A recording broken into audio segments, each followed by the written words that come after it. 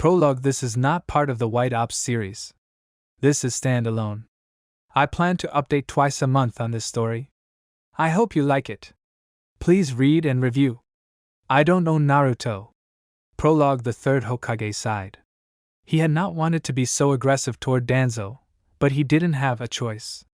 Danzo was trying harder and harder to get the 4-year-old Naruto into root, and he wouldn't have it. Naruto was not a weapon. He was a child. One who would grow up into a great ninja. He and Danzo had just finished another argument about the boy, and he was sure that Danzo would bring it up again at the council meeting in 5 minutes. He sighed as he put on the red and white Hokage hat and walked into the council room. The other council members, including Danzo, were already there. All right. Let us begin. Today's order of business is to decide how we will handle the sudden increase in local coyote population. I suppose we will dash. That's enough of this nonsense. Danzo, what is the meaning of this? I'm stopping your foolishness. I move that the Nine-Tails brat be admitted to root. Immediately. Danzo, how many times have I told you? The boy is not a weapon. Sarutobi, said Koharu. We must hear out Lord Danzo on this matter. I will not, replied the Hokage. There is nothing to discuss. I will not allow the boy to be admitted into root. The 4th Hokage would not have allowed it. The 4th Hokage is gone, Sarutobi. There is no one to confirm his will. That evidence is merely hearsay. The boy could be the strongest warrior this village has ever seen. I will teach him to protect himself from those who would look down upon him. I veto this nonsense, said the 3rd Hokage. Council, I believe the time has come for us to veto the 3rd on this matter. We may become the strongest village ever. The 3rd felt sweat forming on the back of his neck. His nerves were in pieces, something that hadn't happened since the Nine-Tails attacked. He had lost control. There was nothing he could do. Minato, I'm so sorry. As the council sided with Danzo, the old warhawk grinned. He had won. 12-year-old Fox confidently strode through the underground halls of Danzo's root base. He wore standard ANBU clothing with his mask at his side. He had been summoned by Danzo for a special S-rank mission. It was about time, too. It had been nearly a month since his last S-rank mission, and he was itching for a good fight. He stepped into Danzo's office, a dark room lit only by candles. Danzo sat behind his massive oak desk. He smiled at Fox. Good to see you, Fox. And you, Lord Danzo. Fox, over the past 8 years, we here at Root have raised you to be a ruthless, unmatched, killing machine. I have decided that it is time for you to go on a long undercover mission. This is an S-rank undercover mission. You will be joining a 4-man cell consisting of 1 Jonin and 2 Genin. At this, Fox looked confused. I'm sure you're wondering why I would do such a thing. Fox nodded. I believe that old fool Hiruzen is up to something.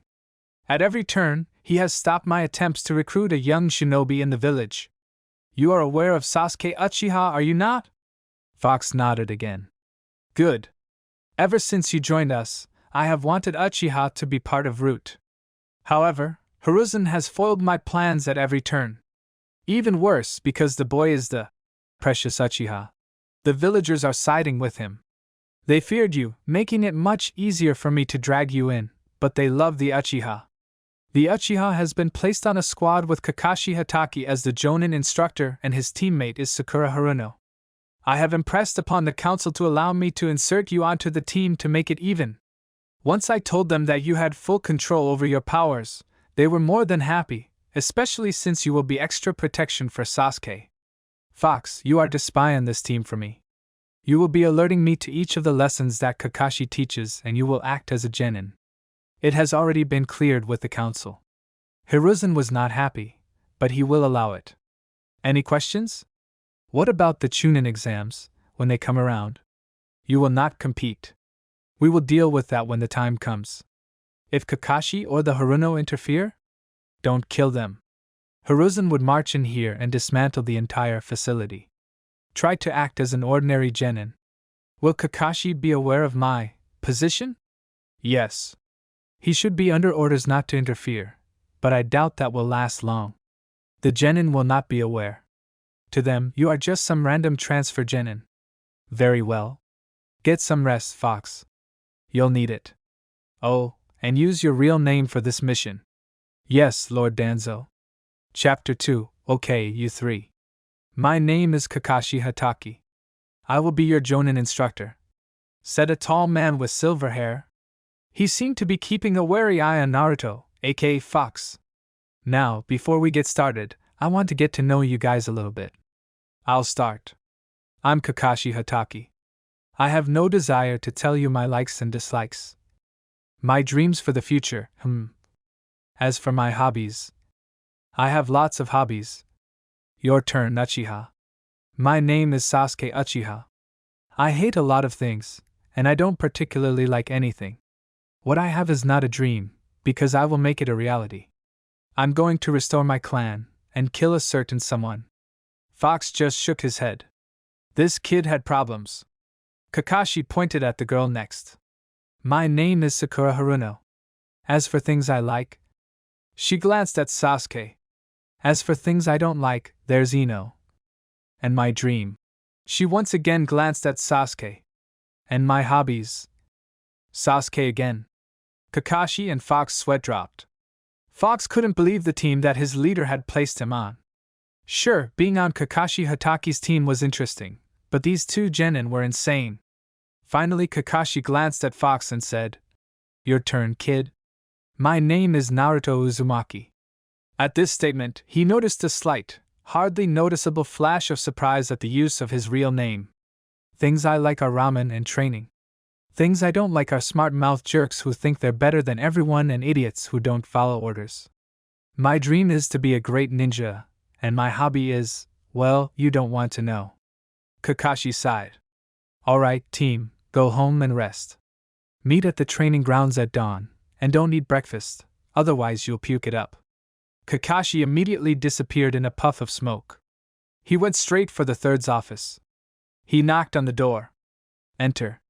Lord Hokage, I wanted to speak to you about that rude member. What about him, Kakashi? Why didn't you tell me it was Sensei's son? I didn't see the need. What is Danzo planning?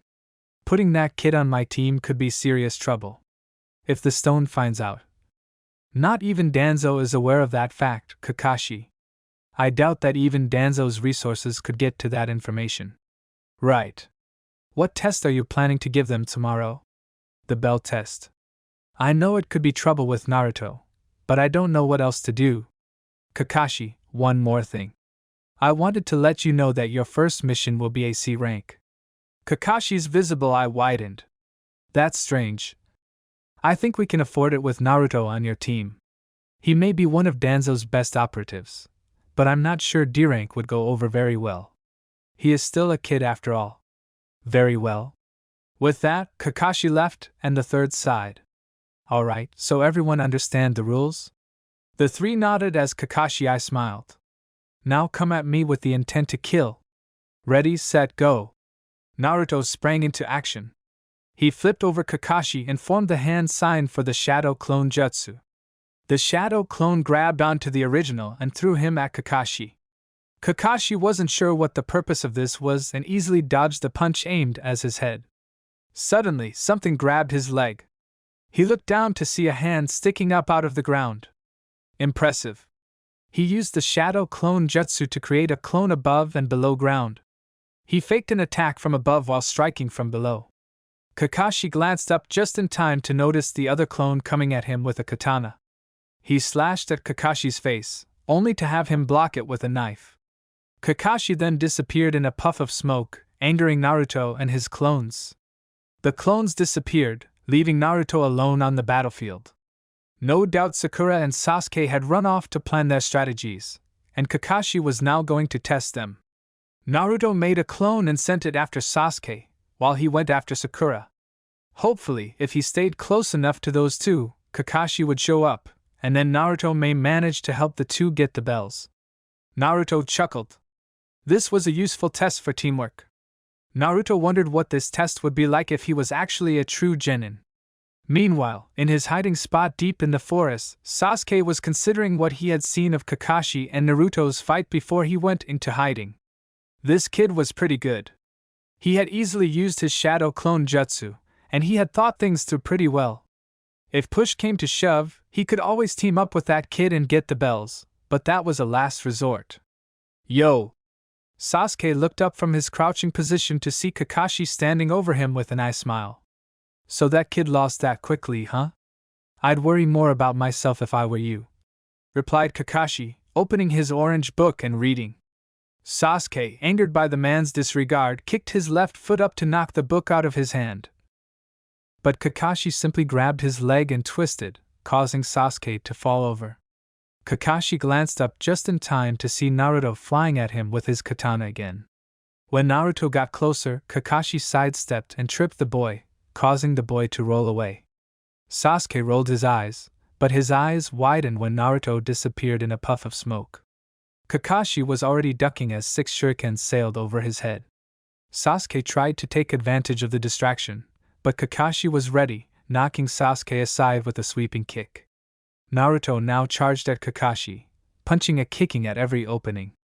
Kakashi was steadily forced back through the forest by the display of taijutsu prowess, and had to break away from the blonde. He glanced to his left to see Sasuke forming hand signs for a fire-style jutsu. What? Genin can't do fire-style. It takes too much chakra. He glanced to his right to see Naruto forming similar hand signs. Fire-style, fireball jutsu! Sasuke shouted, blowing a giant fireball out of his mouth. Fire-style, fox fire jutsu! Naruto yelled, blowing a stream of fire from his mouth that took the form of 3 foxes that charged at Kakashi. Kakashi dodged the assault, but felt something give behind his foot, followed by a snap. He looked down to see the remnants of a tripped wire lying on the ground. As he saw this, he noticed a crashing from the trees. He turned just in time to see a log as big as he was swinging towards him. What in blazes? Shouted Kakashi as he jumped out of the way, only to be surrounded by shadow clones. Kakashi glanced around to see Sakura standing by Sasuke, Naruto, and Naruto's clone. She smiled proudly. Apparently, Naruto had sent his clone to get Sakura and bring her to help Sasuke. Kakashi sighed and dropped the bells. Alright, you pass. All 3 of you. You understood the concept of teamwork right away, and executed a plan perfectly. Tomorrow morning we get our first mission. Meet at the Hokage's tower at 8 sharp. You're dismissed, except for you, Naruto. Sasuke and Sakura left, and Naruto watched Kakashi impassively as the silver-haired man pulled out his orange book. After waiting for 5 minutes, Kakashi finally spoke. We'll be going on a C-rank mission tomorrow. Naruto's eyes widened by a fraction of a centimeter. Our intelligence tells us that we could meet up with a rogue Chunin or 2, nothing too serious. So how good are you? I know how route works. I've had several friends who were in route, and I've heard that Danzo ranks his shinobi on a special scale. What rank are you? You know of the scale? Kakashi nodded, still engrossed in his book. Root ninja are ranked on a scale based on chess pieces. Pawn, knight, bishop, and rook are the 4 ranks. Where do you fall? Naruto grinned. Rook. I'm the 3rd strongest in root. Kakashi wasn't surprised. Right. You're free to go. Naruto immediately left to report to Danzo about the test, and the information he had just given Kakashi. In Root HQ. I'll tell you now, a rogue Chunin or 2 is not all you'll be dealing with. Root operatives say that Zabuza Momochi is there. Danzo told Naruto. He could be dangerous. Do you want me to eliminate him? Kakashi will probably handle that. Your focus should be on the boy that has been said to be traveling with Zabuza. It is said that he has a very special Kekai Genkai. Should I kill him? Try to enlist him first. If that does not work, kill him. Yes, Lord Danzo. Team 7 left out the next morning, heading for the Wave Village with Tazuna, the bridge builder, in tow. Tazuna had been very derogatory early on about the age of his protectors, but finally shut up when Naruto leveled a bit of killer intent on him. Unfortunately, he was immediately reprimanded for this by Kakashi. They had only been walking for a few hours when Naruto noticed a puddle. He glanced at Kakashi, who nodded. It had not rained in the past few days, meaning that puddle wasn't a coincidence. They were proven right only seconds later as two rogue mist ninja exploded from the puddle. They both had black hair and wore cloth masks over their faces. One wore a gray camouflage while the other wore darker colors. They also had a chain gauntlet that connected the two. Naruto noticed that their target was Kakashi. He decided that the Jonin could handle himself and waited to respond at the same time as the other genin. The two wrapped the chain around Kakashi, ripping him to pieces, or what they thought was him anyway. Naruto knew that it was just a log. Fools! They now came after the genin. Naruto jumped up and threw a kunai at the central link, breaking it in half. Sasuke Uchiha, you take the one in gray, and I'll take the other, Naruto ordered. Sasuke nodded and formed hand signs. He shot a fireball at his opponent, causing him to jump back to avoid the flames. Sasuke then surprised the shinobi by jumping over his fireball and delivering a barrage of kunai at the ninja. The unexpectedness of it all caused the ninja to receive several painful hits. Kakashi immediately appeared behind the ninja and knocked the ninja out. Naruto, meanwhile, had taken down his enemy with a speedy kick to the head. The Rouge had never seen it coming. Kakashi walked over and threw the other rogue on top of him. I honestly expected more from the Demon Brothers. Don't you guys know that you're supposed to make sure you've killed an enemy before you move on to another target? Kakashi-sensei, how are you alive? Isn't it obvious? Naruto answered for his sensei. He used a substitution.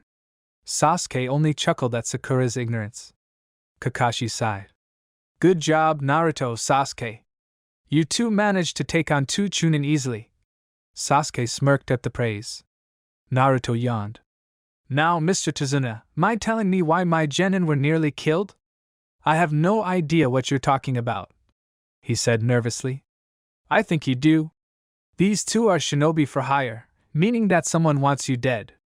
Tazuna broke and then told the group of Gato and his thugs. This only confirmed what Naruto already knew. When Kakashi mentioned turning back to the village, Sakura readily agreed, but a look from Sasuke shut her up pretty quick. After a nod from both Sasuke and Naruto, Kakashi agreed to keep the mission. He internally sighed. Two genin, on their first mission, which just so happened to turn a rank, what could possibly go wrong? Oddly, it was this moment that Kakashi was glad that Naruto was along. Even if he was a spy, he would prove useful later on. The group left the Chunin tied to a tree, even though Naruto had wanted to end them, scaring both Sakura and the bridge builder. The three continued on the path to the Land of Waves. It wasn't long before they arrived in the Land of Waves. As they come to a point in the forest near a small pond, Naruto, his root training kicking in, immediately threw a kunai at a nearby bush, scaring a small, white rabbit out of the bushes. You idiot! Sakura yelled at the boy, but a small spike in killer intent silenced her. He looked to Kakashi, who nodded back. What is it? Asked Sasuke. This rabbit belongs to someone, Kakashi answered. Because of the season, it should be brown instead of white. The fact that it's white means that it has been indoors. So should we find its owner? Sakura asked. Duck now, Naruto said, and everyone immediately hit the ground. Everyone but Naruto, that is. A giant sword emerged from the trees, but Naruto simply reached up and caught it. He brought it back down, examined it, then smirked. Zabuza Momochi, you were foolish to do that. Without warning, he broke the sword over his knee. Sasuke, Sakura, and even Kakashi all gasped at the blonde's action. The sword was obviously too thick to be broken so easily, but Naruto had broken it as if it were a twig. A tall man with large muscles, pale skin, short, spiky black hair, brown eyes, and small eyebrows appeared from the forest around them. He had bandages wrapped around the lower half of his face. He wore his slashed forehead protector sideways on his head, and had a bare chest, except for the belt to which he must have attached his sword.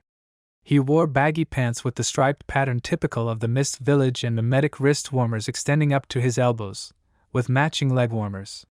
He was glaring at Naruto with a passion. You will die for that, boy. Yeah, I've heard that before. Call out your little friend, the one with the Kekkei Genkai. I want to see how special he is. If possible, Naruto's team was even more surprised. And Naruto, what are you talking about? Sorry, Kakashi, but I already knew about Zabuza. Lord Danzo told me before we left. Zabuza has a friend who has a Kekkei Genkai. He's supposed to be strong. Lord Danzo wants me to test him. Kakashi's visible eye widened. Who's this Danzo person? Sakura asked. For that matter, who's Naruto? I'll explain later. For now, Sasuke and Sakura stay with the bridge builder while Naruto and I handle Zabuza and his friend. Zabuza, still glaring, decided to respond. Very well, you'll get your fight. Haku, come out! A small boy wearing a mask slowly emerged from the forest. He had long black hair and wore a moss green, striped turtleneck sweater and a split skirt in matching color that reached down to his knees. On the outside of that, he wore a green-blue short kimono with white edges, and around his waist a green-brown obi, in the same fabric as his sweater, with a fringed trail. He also wore light brown platoon sandals with straps in the same color as his kimono, and nail polish. Kakashi, is that boy wearing nail polish? I think so. This will be by far my strangest opponent yet. So I guess I'm taking Zabuza? Unless you want me to take both. I don't mind. No, that's fine. Sakura looked bewildered. Sasuke, are you hearing this? Sasuke only nodded. He, too, had no idea what was going on. Naruto instantly shot forward, his fist connecting with Haku's masked face and sending him flying back into the forest. Naruto quickly followed. Kakashi, in the meantime, pulled up his headband to reveal his Sharingan, causing Sasuke to nearly fall over in shock. What is going on here? Zabuza charged, forming hand signs. As he finished, a giant water dragon emerged from the pond and flew toward Kakashi, who simply dodged and copied the jutsu. Kakashi's own water dragon flew towards Zabuza, who dodged the attack with equal grace. Kakashi sighed. This might take a while. Deeper in the forest, Naruto and Haku were now in a grueling taijutsu showdown. Haku, even using all of his speed, could barely keep up with the incredibly fast Naruto. Haku's mask had fallen off during his flight into the forest, revealing his dark brown eyes. Naruto had at first been shocked by the boy's girlish looks, but his root training had prevented any of it from showing.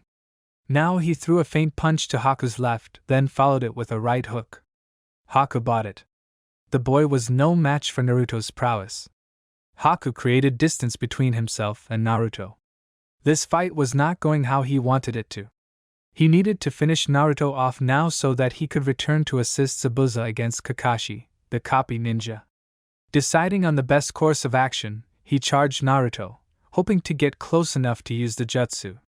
Naruto, specializing in close combat, was glad when Haku charged, but he didn't let his guard down. No ninja would be dumb enough to charge at him like this right after he opened up a can of Bawoop. Haku punched with his left hand towards Naruto's center, but Naruto easily caught it with his right.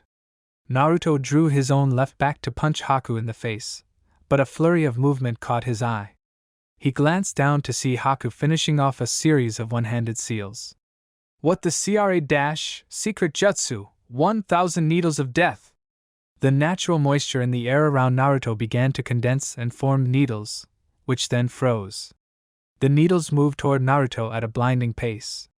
Haku jumped over Naruto, using his escape route. The needles slammed into Naruto, causing him to fall forward to the ground. Haku approached the boy, Sanban in hand. You were strong, but you were no match for me, he said. I hope that's not all you can do, shouted Naruto with a voice that seemed to be all around. Haku glanced down at the boy, only to see him disappear in a puff of smoke. A clone, he said nervously. That's right, Naruto replied, still bouncing his voice off the surrounding trees. The reason I wanted to fight you is because I have a proposition for you. And what might that be? I want you to join Root, a secret branch of the ANBU in the Leaf Village. I will never betray Zabuza. I am his tool. I live only to fight for him. Zabuza won't be alive much longer. Kakashi Hatake will make sure of that. Then I will die as well. I will never join those who kill Zabuza. Naruto sighed. No matter. Unfortunately, that does mean that I must kill you now. Naruto emerged from the cover of the trees behind Haku. He ran forward, his katana drawn and raised. With one quick and clean swipe, he bisected Haku, whose remains fell to the ground. Naruto sighed and looked down at the remains, which suddenly turned into water. Water clone, not good. Haku stood directly behind Naruto, hand signs already being formed. Naruto felt the chakra being molded and turned to strike Haku, but Haku simply stepped into a giant pane of ice that had formed directly behind him. Naruto slashed at the ice with his sword, but his sword simply bounced back with a clang. What the? Naruto glanced around to see that he was surrounded by multiple panes of ice, all showing a reflection of Haku. This is my secret jutsu, crystal ice mirrors. It is impossible for you to survive this. Give up now, and I will let you live. Naruto simply rose an eyebrow at this comment. You really think I would give up so easily? You're crazy. Naruto began forming hand signs of his own. Haku reacted by pelting him with Saban. The attack came from all sides, but not a single one touched Naruto due to a strange veil of wind that guarded him. He finished his hand signs and let out a large stream of fire. Fox fire style, blaze of destruction. The flames flew toward the nearest mirror, melting it. Naruto continued melting every mirror in sight. While the sight of his mirrors melting was shocking, Haku was more shocked by the malevolence of the chakra being used against him. There was something evil about the chakra that the boy was using. Naruto focused on the mirror in which the real Haku was. The flames licked the mirror and began to melt it, but Haku didn't move. He couldn't move. The full force of the malicious chakra was being brought against him, and he was paralyzed from fear. The mirror shattered, and Haku, covered in flames, was forcefully expelled, crashing into the nearest tree. The flames did not relent. They continued to burn the boy. Haku tried to cry out in pain, but his fear prevented him. When Naruto finally released the jutsu, all that was left of Haku were ashes and a pile of Sanban. The boy was dead. I'm sorry it had to end that way, but you would be too dangerous to leave alive and not under our control. Naruto walked over to where the broken pieces of Haku's mask had fallen and picked them up. Danzo would need proof of his success. The mask would go nicely with the pieces of Zabuza's sword, which they would eventually reform with its special power to regenerate with the iron in its victim's blood. Back with Kakashi, Zabuza was nowhere near as strong as Kakashi had anticipated. The lack of his sword left his usual attack pattern useless. Though he had his water jutsus and kunai, he still wasn't anywhere near Kakashi's level without his sword. Kakashi had matched Zabuza punch for punch and jutsu for jutsu, and he wasn't even breathing heavily. It ends here, Zabuza! Kakashi said as he formed hand signs. Lightning blade! Kakashi's right hand began to glow and crackle with Kakashi's chakra. He charged for Zabuza with incredible speed. Zabuza fired a water dragon at Kakashi, but Kakashi jumped on top of it and ran along its back. He jumped off right before he thrust his jutsu into Zabuza's chest, killing him. Kakashi removed his hand, and Zabuza dropped to the ground. Not bad, old man, said Naruto, who emerged from the trees. So you were watching? Any trouble? None whatsoever. Wait. Are you saying that Naruto beat that guy? Sasuke asked. Yep. Pretty easily from the looks of it. He wasn't anywhere near my level. Your level? You're just a genin. What are you talking about? Sakura shouted. Naruto looked at Kakashi, who shrugged. Fine. I don't guess it really matters. The truth is, I'm stronger than a genin, and a chunin, and most jonin. What? Sakura and Sasuke shouted in amazement. They glanced at each other, then burst out laughing. Yeah, right! Sakura shouted. Like you could be better than Sasuke. Believe what you want. It's of no concern to me. Kakashi, Sasuke said. Is it true? Kakashi sighed. Based on what I know, Naruto is around Jonin level. Jonin? Then why is he a genin? Sakura shouted. Naruto simply clenched his fist. If she didn't shut up, he may have to maim her. I was placed on this team because you are missing a member. The best way to handle that is to place a shinobi on your team to fill that gap. I'm the best choice. I'm young enough to be a genin, so that's what I am. Just how strong are you? Sasuke asked, his mood darkening. This kid was considered a genin, yet he was calling himself a jonin. Sasuke wanted to know what he really could do. I'm at least jonin. I'm around Kakashi and Asuma's level. The two genins simply fainted on the spot. Meanwhile, in the Leaf Village. Everyone in position? Good. Go! Sarutobi commanded as he and his ANBU busted through a door that led into Danzo's root base. The ANBU immediately broke out running in different directions. 4 stayed with Sarutobi as he ran through the base to find Danzo. As they reached the final door of the corridor, 2 shinobi, a Yamanaka and an Aburame, attacked them. 2 ANBU stayed behind to fight them while Sarutobi and the other 2 continued and broke down the door. It ends here, Danzo. For too long you have undermined my authority. Today that changes. You are under arrest. Please come quietly, old friend. Sarutobi, all I have done for the Leaf. If you cannot see that, then you cannot rightfully be called Hokage. Are you challenging me, Danzo? I am. Wind style, vacuum blade. Danzo shouted, throwing a shuriken at Sarutobi. The shuriken's range was increased by the jutsu, and Sarutobi summoned a mud wall to block it. Even with the Hokage's jutsu, he still had to jump back to avoid decapitation. The ANBU each moved to a different side of Danzo, preparing their own jutsu. But the third Hokage waved them off. Danzo was his problem. Wind style, slash. Fire style, fire dragon. Sarutobi exhaled a massive dragon of fire at the coming wind slash. The dragon consumed the wind-based attack and exploded. Danzo was thrown into the wall from the force of the explosion, and felt something snap. He knew it was his neck. Danzo, I'm sorry. You chose this long ago. The shinobi clans finally agreed when I explained the situation of Naruto Uzumaki. Minato did many things for them. They realized the truth, Danzo. Though the civilians will despise us, it was necessary. Naruto, and all of Root, had to be stopped. What will happen to them? Will you slaughter them, Hiruzen? Danzo asked, speaking of his Root operatives. No, they will be admitted to the Leaf Village's ninja force. They will be released of your seals and be allowed to join the Leaf as genin until they have proven themselves. There will be no need for distrust. Sarutobi. Even now, my men are surrendering. They will not defy orders from the Hokage himself. Hiruzen nodded, feeling sadness as he realized that Danzo was dying. Hiruzen. I ask one last thing. Protect Naruto Uzumaki. That boy is something else. I never believed it possible, but he was able to resist conditioning. He has a personality, unlike the others. Also, he has a power to change others. He changed me. He's special, Hiruzen, don't let him get away. He deserves to be the... Hiruzen waited, knowing what Danzo would say, but it was left unsaid. The Warhawk had passed. Hiruzen stared at the body, realizing the political minefield he now faced.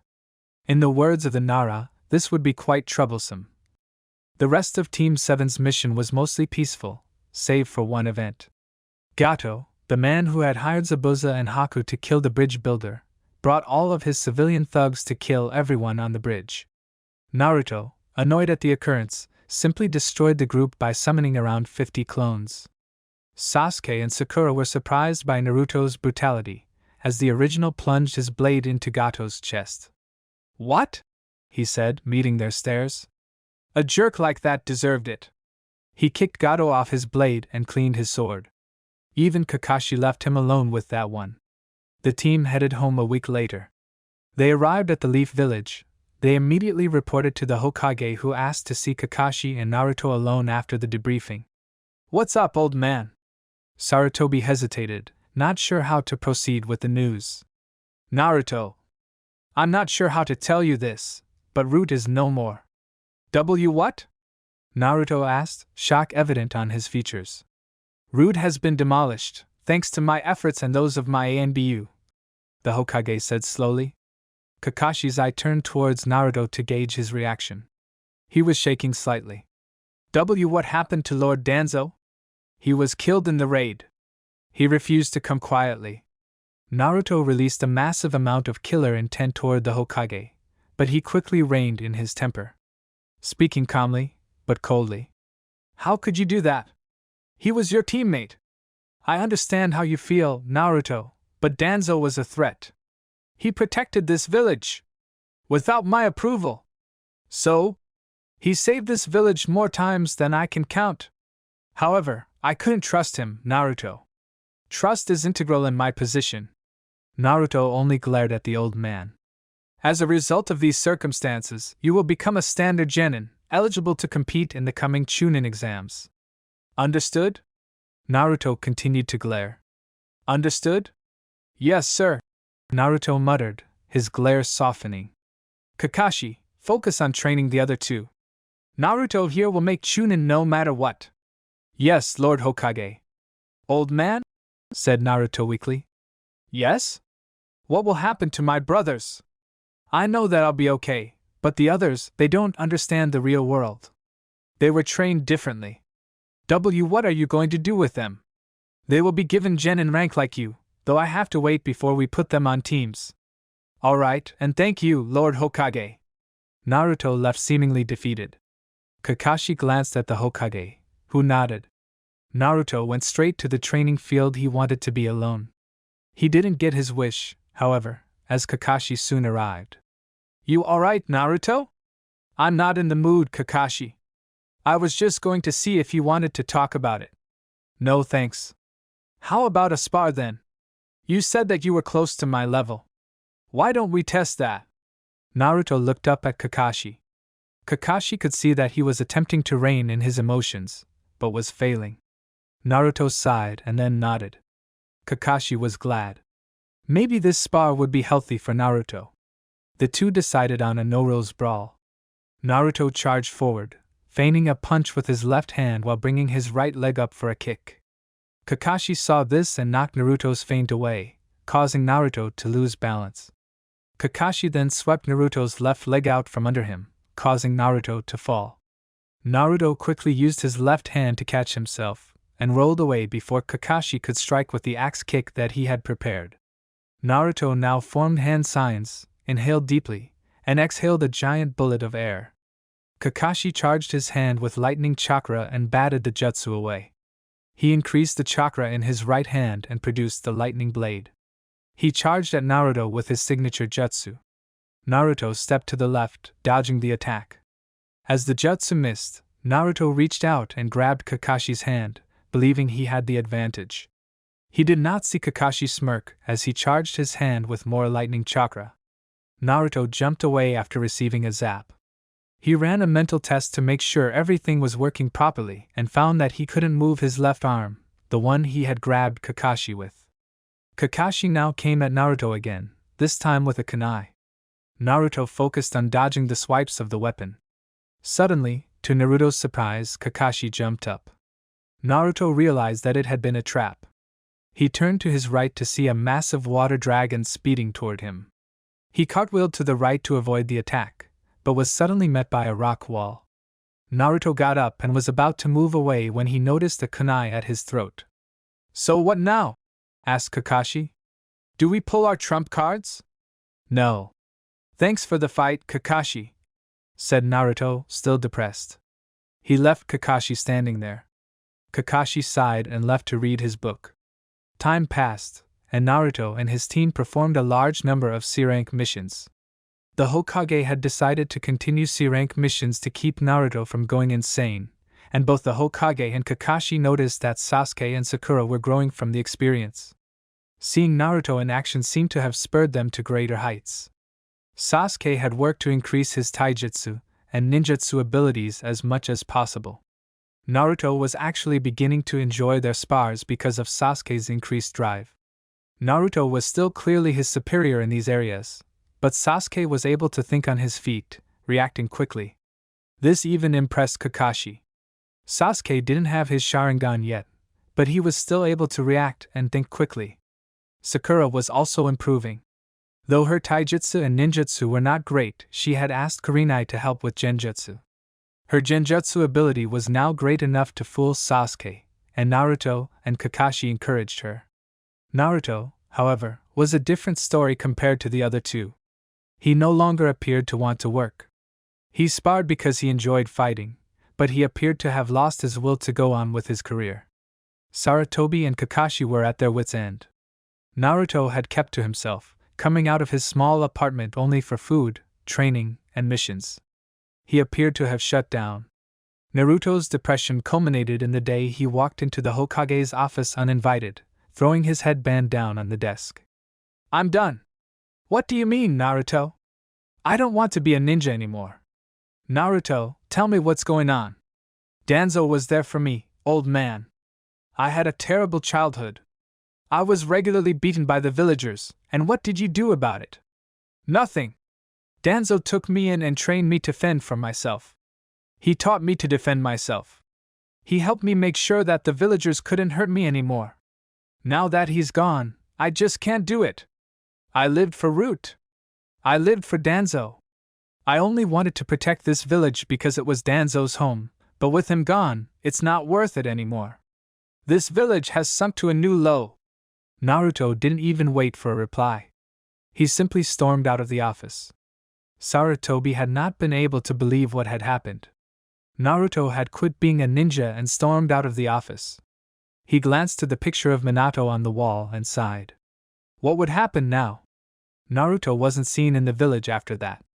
Kakashi worried about the boy, and went to his apartment to find it abandoned. Naruto's stuff had all disappeared. He ran to the Hokage immediately, and A and B were sent to find the boy. They didn't. The Inuzuka were mobilized to track Naruto down, but his trail had been covered so that even they couldn't find it. The council couldn't believe it either, their luck that is. They declared Naruto an S-class missing nin and demanded him to be returned to the village dead or alive, not that anyone would ever find Naruto. Most of the citizens were happy for the demon child to be gone. Naruto himself felt broken. There was nothing left to tether him to Leaf, so he had moved on. He made a decision that day. He decided to live only for himself. He had been tortured as a child. Then Danzo found him and life was bearable. He had lived for Danzo and for the Leaf, but now that was over. He decided that living for reasons beyond oneself was useless. He decided that he would live only for his own happiness. He made a decision that day to destroy anyone who would threaten his happiness. He decided that he would fight only for himself, and no one else. He determined to become stronger than all others. He had learned that fighting for others, while valiant, was not worth the pain brought from losing those others. When he thought about his departure, he found it odd that the person that he would miss the most was Kakashi. He hadn't had any real talks with the man, but his presence on missions had been something that Naruto enjoyed. Naruto felt closest to Kakashi out of everyone. He had never really been part of a team in the Leaf, but when he worked with Kakashi, he could sense a mutual respect between the two. Kakashi knew he was good, and he knew Kakashi was good. They didn't fight, like Sakura and Sasuke always did whenever Kakashi was late. Kakashi didn't question his ideas. Kakashi listened and then responded. It was more than Naruto had received from anyone but Danzo. That spar with Kakashi had also been just what he needed at the moment. Life went on. The Chunin exams came 3 months later. Sasuke, Neji, Lee, Sakura, Shino, and Shikamaru were all promoted. For some strange reason, the Sand Village had pulled out at the last minute. Rumors were circulating that their Kazekage had been killed. A month after, word was received that Orochimaru was the one who had killed the Kazekage, and was then killed himself by a ninja who called himself Fox. Sarutobi and Kakashi immediately recognized the name, but kept the truth from the council in order to keep Naruto alive. As long as he was alive, there was hope that he would return to the Leaf. Jiraiya returned to the village, bringing word of Akatsuki, and was furious when he learned of Naruto's defection. He asked to see Kakashi, and the two immediately left to find Naruto themselves. Sarutobi was reluctant to let Kakashi go, but really had no way to argue Jiraiya's point. With Naruto no longer in the village and Orochimaru dead, there weren't many threats left who were dumb enough to attack. Kakashi and Jiraiya were gone for a year. Sasuke, Shikamaru, and Neji became Jonin during that time, while Sakura began studying under local medics. The rest of the Leaf 11 were promoted to Chunin. At the end of that year, Jiraiya and Kakashi returned, bringing one Tsunade of the Sannin and her apprentice with them. The four immediately met with Sarutobi to discuss their trip. During the year, Kakashi and Jiraiya had met and fought with Akatsuki members who were searching for the Ninetales. They were fighting 2-on-2 against Deidara and Sasori of the Red Sand. They had won, but only because Fox had interfered. Fox had never shown his face, but Kakashi believed that he was Naruto. Fox, who was wearing ANBU armor and a light orange ANBU mask, had disappeared almost as soon as he appeared. He had appeared only to kill Sasori before Sasori could kill Kakashi. They soon finished off Deidara. Their injuries were so extensive from the fight that they were forced to find help immediately, so they couldn't go after Naruto. They managed to find Tsunade in the nearest town. Their meeting had simply been by chance, as Tsunade had not intended to come there, but had followed a blonde punk, who took her necklace. Apparently, he had always stayed just out of reach of the older blonde, leading her to the city gate before dropping her necklace and disappearing. Sarutobi chuckled. Naruto had simply saved their lives and then led Tsunade to them to heal them. Through all of this, he had managed to avoid capture. He had defeated Orochimaru, Sasori, and who knows who else. The boy was strong. 6 more years passed, and no one saw or heard from Naruto. Most of the Leaf forgot about him.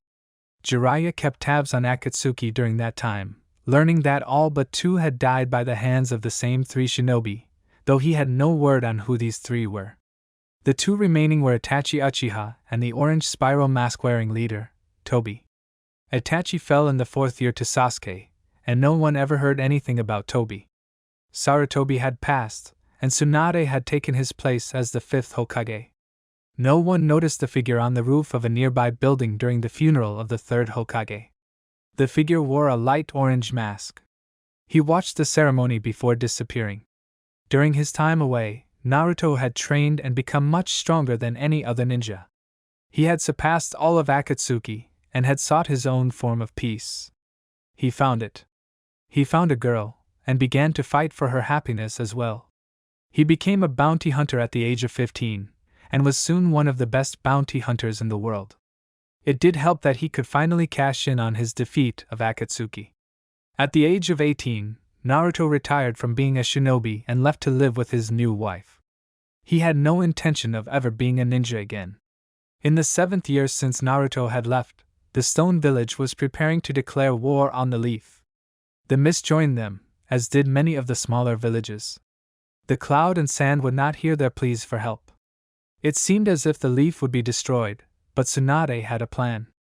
She had heard that there was one who could help them, but he would have to be found. He was the Jinchuriki of the Nine-Tailed Fox. She had been briefed about Naruto, and knew that he was strong. She also had heard rumors that he was on good terms with the Raikage and Kazekage. Maybe if he was brought back to the village, she would have a better chance of eliciting their help. She removed the missing Nin status on Naruto and sent Kakashi, Sasuke, Shino, and Kiba to find him. As the group left her office, she offered up a silent prayer that they would succeed. If they didn't, all was lost. Naruto awoke to the sun pouring through the windows of his small home in the Land of Rivers, a small land east of the Land of Fire. His home was a small, white house that had a river about 30 yards from the back door. It was surrounded by a forest, ensuring a quiet and peaceful home. He attempted to stretch his arms, but his left was immobilized by a weight. He turned to see that his wife, Alexis, sleeping peacefully while holding tightly to his arm. He glanced up at the calendar to see the date. It had been 7 years today since he had left the Leaf. He wondered how things were going there. He had heard rumors that Mist, Stone, and several smaller villages were going to attack the Leaf. Sand and Cloud wouldn't hear them out of course, since he was a personal friend of both the Kazekage and the Raikage. Naruto carefully used a substitution jutsu to replace his arm with a pillow so he could get up. He smiled down at his wife. She had light blonde hair like his. She was dressed in a white tank top and white pants with pink foxes on them. Her eyes slowly opened, revealing the beautiful green eyes that Naruto loved. He could get lost in those eyes. She yawned and sat up, rubbing her eyes. "Good morning, sleepyhead," Naruto said, leaning down for a kiss. She kissed him back. "Morning. So what do you want to do today? Gardening?" Naruto sighed. "If that's what you want. Well, it is. Now what's for breakfast, sweetie? Ramen? Okay, if that's what you want." Naruto changed into his black sweats and walked downstairs. Alexis walked over and started pulling down the bowls and utensils for Naruto, who turned on the stove. Minutes later, both Naruto and Alexis had large bowls of ramen in front of them. Naruto slurped his down lightning fast and ran out the back door to start his training. He started with a 3-mile run, which was the distance from his house to the nearest town. Naruto finished his run in about 10 minutes, and was about to start push-ups, when he noticed a presence was watching him from the trees. He focused his mind and allowed himself to feel his surroundings. There were 3 in the trees, and 1 on the other side of the house. He tensed. They better not touch Alexis, or they would come face to face with a 9-tailed fox. The one on the other side of the house moved, and Naruto was away in an instant. He jumped on top of the house and down again, landing behind the man. He grabbed him by the hair and placed a kunai to his throat. "Come out now! All of you!" he said menacingly. 3 others jumped down in front of the house, facing Naruto. The one on the right was wearing a standard Jonin outfit. He had a giant dog sitting next to him. In the middle of the 3 was a man wearing sunglasses and a pale blue trench coat. Finally, the one on the left wore standard Jonin clothes and a mask over most of his face. He had spiky silver hair. "Kakashi!" Naruto glanced down and saw that he was holding Sasuke by the hair. Sasuke was glaring at him. He was wearing a black shirt with the Uchiha crest and black shorts. He let go of Sasuke and pushed him towards the others. Sasuke spun and sized Naruto up. He had grown to a few inches over 6 feet. He looked like he had been training hard for years, and he was ripped. The muscles on his arms were well defined and his hands were clenched into fists. His face had not changed much, except for that his jawline was now more defined and his blue eyes had a hardened look to them. He also noticed that Naruto's whiskers were now fainter. "What's going on?"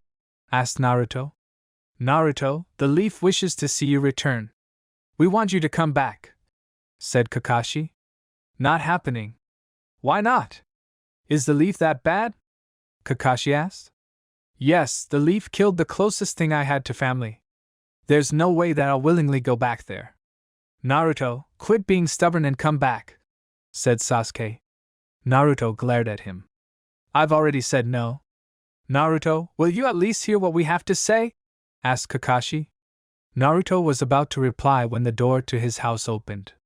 "Naruto, honey, what's going on?" asked Alexis. Everyone turned to see who had spoken. Sasuke just shrugged. Kiba's eyes were about to bust out of his head. Shino remained expressionless. Kakashi smiled. "It's nothing, dear, go back inside." Alexis just shrugged and went back inside. Kiba was still staring at the door. Sasuke smirked. "Kiba, if you want to keep all of your parts intact, I suggest that you stop staring at Naruto's wife like that." Kiba turned around immediately, pale. "Why do you want my help, Kakashi? Why has the village waited until now? Does it have anything to do with the coming war?" "Well, yes. The Leaf has no allies for this war. We won't be able to stand alone. We need help. Why not go to the cloud or sand?" Naruto asked, already knowing the answer. "They won't listen to us. I'm sorry, but I can't help you either. I gave up being a ninja. I became strong enough to take care of myself, and now I'm done. My reason is gone. I don't want to be a ninja anymore. The 5th Hokage has agreed that we will pay for your services if you'll help." Naruto thought about that. He and Alexis could always use more money. "Alright, but it'll cost a lot. 40 million. Kiba choked. "What?" "Kiba, quiet," said Kakashi. "But that's insane. Nobody would pay that much." We will, or we won't get any help. Naruto, you have a deal. Naruto grimaced. He never expected them to actually take the deal. Fine. Go back to the town and give me 3 days to prepare. Kakashi nodded and his team left. Naruto went back inside to tell Alexis about what had happened. He walked in the front door and was tackled by his wife in a hug. What was that all about? She asked. Were they ninja? Are you okay? Naruto held her and answered calmly. I'm fine, and yes, they were ninja. As for what they wanted, they hired my services. So you're going to go with them? And be a ninja again? She asked, worry evident in her voice. Don't worry, Alexis. I'll finish this as fast as I can. They just want me to fight in a war for them. That was the wrong choice of words as Alexis instantly began to tear up. Why do you have to this? Why can't you just stop like you told me you would? I'm being paid, Alexis, and if I do this, I'll have 40 million. We can do whatever you want, and I'll never have to be a ninja again. I'm all yours. Alexis looked up at him and sniffled. Naruto leaned down, seeing that he was a full foot taller than her at 6 feet 4 inches, and began to kiss away her tears. I love you, and I'll be fine. I'm not going to die. I promise. She looked up at him, surprised. You never make promises. I know, but that's because I have to keep them. This one I intend to keep. Now I'm yours today and tomorrow, but then we've got to pack. Alexis grinned. She grabbed Naruto by the shirt and dragged him toward the bedroom. Meanwhile, man, did you see Naruto's wife? She was hot, Kiba said. Kiba, do you have a death wish? Sasuke asked. I can't help it, man. I've never seen someone so beautiful. She puts all of the girls in the Leaf to shame. Even Hinata and Sakura. Be that as it may, Kakashi interrupted. If he's anything like the Naruto that I remember, he won't hesitate to start cutting things off if he hears you say that. So why did we agree to pay him 40 million anyway? We didn't have a choice. If you wanted to try to fight him, be my guest, but I wasn't getting involved in that, replied Kakashi. Naruto managed to easily defeat someone that was about to kill me, so I know that he's stronger than me. Kiba, Naruto was on par with Kakashi when I was a genin. He's probably even better now, said Sasuke. The group walked into the hotel and got their rooms. Well, let's take a break. Naruto and the team left after 3 days. Naruto carried Alexis on his back so that they could keep up with the other ninja. He stayed ahead with Kakashi during the length of the trip. After a few hours of traveling, once Alexis had fallen asleep on Naruto's back, Kakashi motioned for Naruto to run side by side with him. Naruto ran up beside him, and the two broke away from the rest of the group, but not too much. Naruto, I have to ask, what was all of that about being done with being a ninja? Kakashi, you wouldn't understand. I lost the one person who was closest to me. Kakashi chuckled sadly. I do understand that loss. Naruto remained silent for a moment before continuing. It was terrible. I couldn't bear to lose the man who had taught me everything. I wasn't like other root ninja.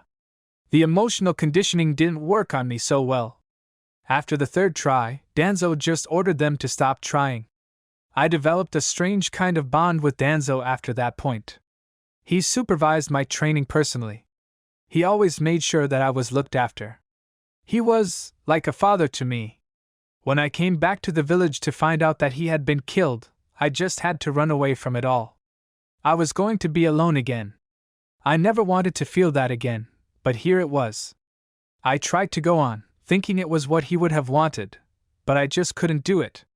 The Leaf had not changed since I was a little boy. It only got worse. I was the one that changed. Tell me, Kakashi, how do you openly protect a place that hates you? I'm hated in the Leaf, and I always was. Danzo was the first to actually care for me, but then the Leaf took him away from me. So tell me, Kakashi, if you had lived that kind of life, what would you do? After I left the village, I became stronger. I gathered a team of ninja and exterminated Akatsuki before they could threaten my way of life. Kakashi, I only got as strong as I did to make sure that I wouldn't have to deal with such problems ever again. However, even though I'm this strong, I'm not like you or the others. Now that Akatsuki are gone, I have no reason to fight. I agreed to do this, not because of anything the leaf has done for me, but simply for the memory Danzo. I will protect the leaf during this war to honor his memory. After this, I plan to retire, again, and never be a ninja again. That part of my life is over. One last thing, Naruto. Why did you save me that day? If you dislike the leaf as much as you say, why save one of its ninja? Naruto hesitated.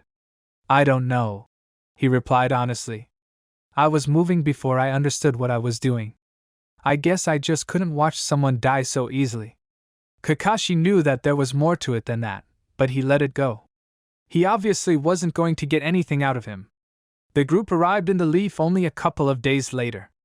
Naruto and Alexis were led to the Hokage's office, where Naruto basically had the same conversation with Tsunade that he'd had with Kakashi. So, you are Naruto Uzumaki. I've heard a lot about you, said the blonde Hokage. I am, Naruto replied. And are you also Fox, the mercenary responsible for the death of Orochimaru? And Kisame Hashigake, Nagato, or Pain, as he liked to call himself, Conan, and Sasori of the Red Sand, among others. I understand that you are charging us 40 million for your services. You better be worth it. I've never been beaten in all-out combat, Lady Hokage. That could mean that you just haven't faced the right opponent. The Hokage replied. The same could be said for any ninja, ma'am. Even you. He told her. Tsunade almost smiled. She liked this kid, but she couldn't afford to show it. I've decided that you will be part of a new team, Kakashi. This squad will consist of you and 2 other Jonin with Kakashi in charge.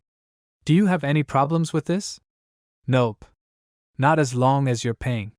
The other members of the team will be Sasuke Uchiha and Shikamaru Nara. Very well. It was good to meet the 2 of you. You as well, Lady Hokage. Naruto and Alexis left and were taken to their hotel. Naruto and Alexis later left for dinner. Naruto had told Alexis that he wanted to go to Ichiraku for ramen. The 2 ordered miso ramen and waited for the dishes to be made. While they waited, Sasuke walked up and Naruto left the booth to talk with him for a moment. As the 2 men talked, a petite girl with pink hair entered Ichiraku and ordered her own meal. She started up a conversation with Alexis. You must be new here, she said. My name's Sakura. My name is Alexis. So you're Sakura? You were the girl on my Naruto's team, right? My Naruto, thought Sakura, but she shook her head and continued the conversation. Naruto? As in Naruto Uzumaki? Alexis nodded. She pointed Naruto out to Sakura, who gasped at the sight of her former teammate. Yes, I was part of his team for a little while. We went on a few missions together before he left. How do you know Naruto? Alexis showed Sakura her left hand, which had a small silver band on it. He's my husband. Husband? So Naruto got married, huh? I guess that's what happened to him. How is he? He seems to be much better than he was when he left here. What do you mean? I met Naruto only a few months after he left this village. He saved me from a few highwaymen. Flashback. It was around midnight in the eastern part of the Land of Fire. A 12-year-old Alexis was currently at the mercy of a group of 7 highwaymen who had found her in the forest. The leader of the group wore a mask and had shoulder-length purple hair. He grabbed Alexis by the throat and lifted her off the ground. You're going to be quite the entertainment tonight, my dear. First, we're going to have to get rid of these rags. The man grabbed the thin shirt she was wearing and ripped it off. Next, he proceeded to do the same to her pants and her underwear. Several of the group whistled and chuckled. Put her down, said a voice, calm and quiet yet firm. Who said that? Asked the leader, turning his attention from the girl.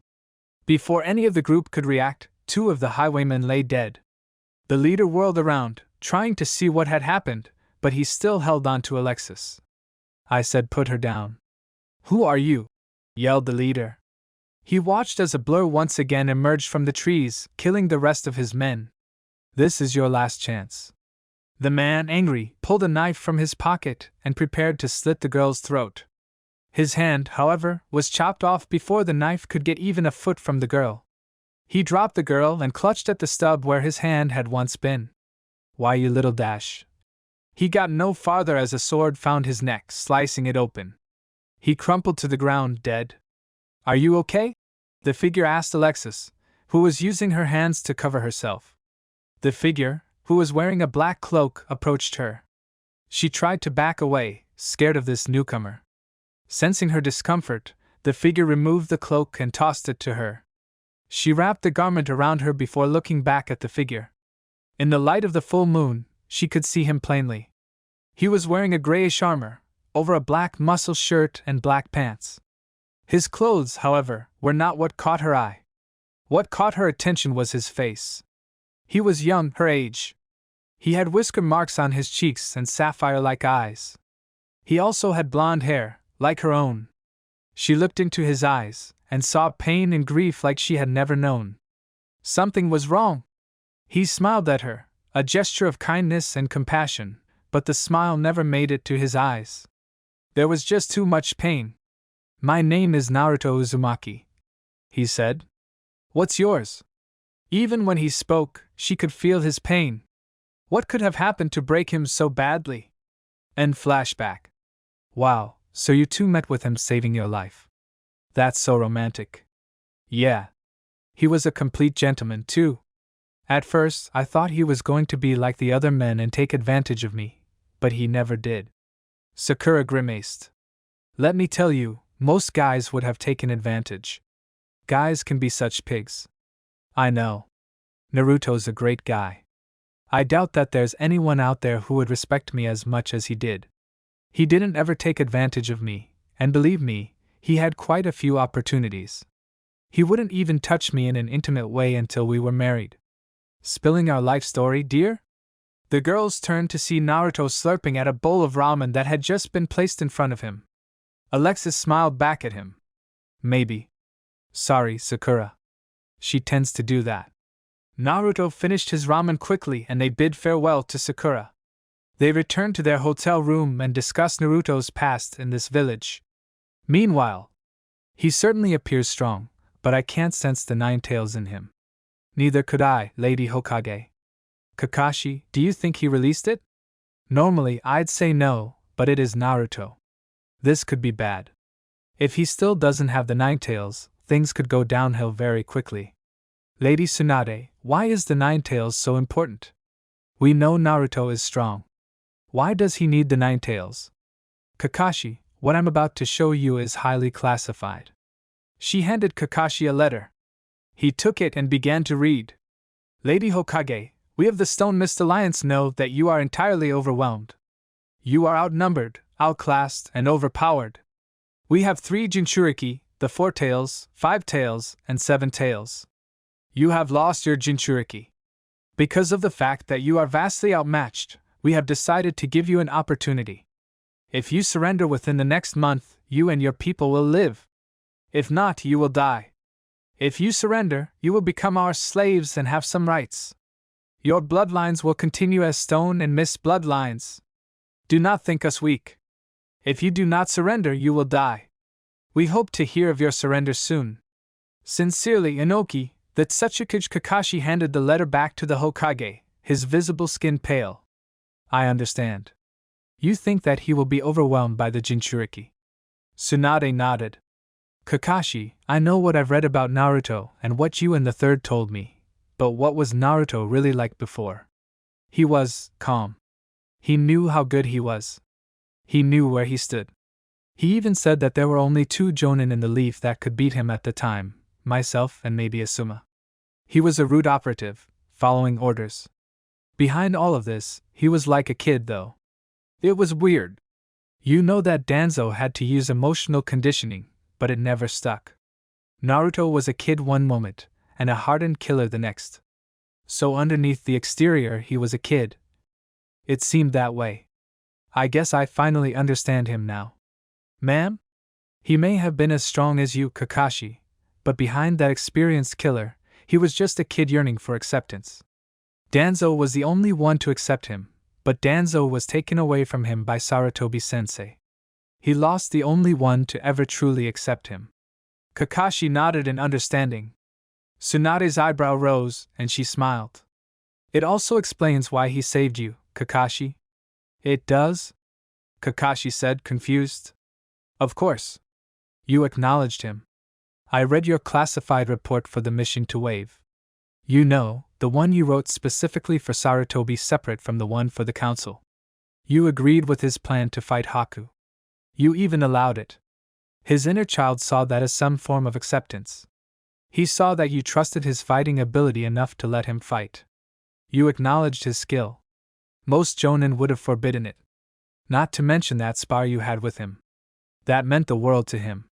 He sees you as someone that respects him. Kakashi, you could be the one to convince him to return to the Leaf. You were Minato's student. In a way, you two are brothers. Use that bond, Kakashi. Your closest friend is Guy, which is anything but healthy. Naruto could become that brother you never had. Think about it. Kakashi nodded and left. He had a lot to think about. Naruto awoke the next day to a knock on the door. He walked to the door and opened it to find a single ANBU standing before him. Lady Hokage requests your presence. I'll be there as soon as I get dressed. The ANBU nodded and left. Naruto closed the door and put on basic ninja gear. He also followed this with ANBU-style armor. He kissed Alexis bye and left to meet the Hokage. He noticed that he was still met by glares from the people of the Leaf. He shrugged. You can't please everyone. Halfway to the Hokage's office, Kakashi met him. The masked ninja was wearing his usual outfit. He appeared to have something on his mind. What is it, Kakashi? Oh, I was just thinking. Naruto, did you ever learn who your parents were? Naruto glanced at Kakashi, suddenly interested in this conversation. No, I didn't. I see, was all Kakashi said. What do you know? Naruto growled. Kakashi sighed. Alright, I'll make a deal with you. We have a mission coming up. While we are gone, I'll tell you, if we can have another spar. Naruto glared at the Jonin. Why should I wait? He snapped. They're my parents. Kakashi held his hands up, trying to calm Naruto's raging temper. I can't tell you in the village, he whispered. Unless I want to die. What are you talking about? Naruto barked. The third made it a law. No one was to tell you the truth about the Nine Tails or your heritage. Though I have to admit, only a few of us knew of your father. A few? Myself, the third, Jiraiya, and Tsunade. That was basically it. Naruto glared at Kakashi once more. Fine, I'll wait until the mission. Kakashi watched Naruto. His attitude changed after that. He seemed more distrustful. Kakashi had hoped that this would get Naruto to open up or excite him, but it had just made it angrier. They arrived in Tsunade's office moments later. The blonde saw them and motioned for them to sit. She went back to her paperwork. Kakashi, I'm surprised you're on time. I'm always where I need to be when I need to be there. Just so happens that this time I needed to be on time. Didn't want a threat like that last one either. Naruto chuckled at his former captain's behavior, then paused to reflect on the last comment. Kakashi waved it off. Naruto smirked. The reason I wanted to see you too is that I have a mission for you. The mission is a coordinated assault. I want you to destroy a stone village mining facility. Kakashi's visible eye widened. You want us to make the first move? Yes. I don't want the stone to think that we're weak. They are calling for our surrender. We're going to coordinate a strike that will show them that we have no intention of surrender. Tsunade handed Kakashi a folder. Naruto chuckled. You guys aren't exactly strong. Tsunade glared at him while Kakashi looked up from the folder he was reading. The way I score it, they have at least 3, if not more, Jinchuriki, while you guys have none. While it's true that you have Uchiha, 2 eyes don't exactly work too well when you're up against 3-tailed beasts. You say we have no Jinchuriki, said Tsunade carefully.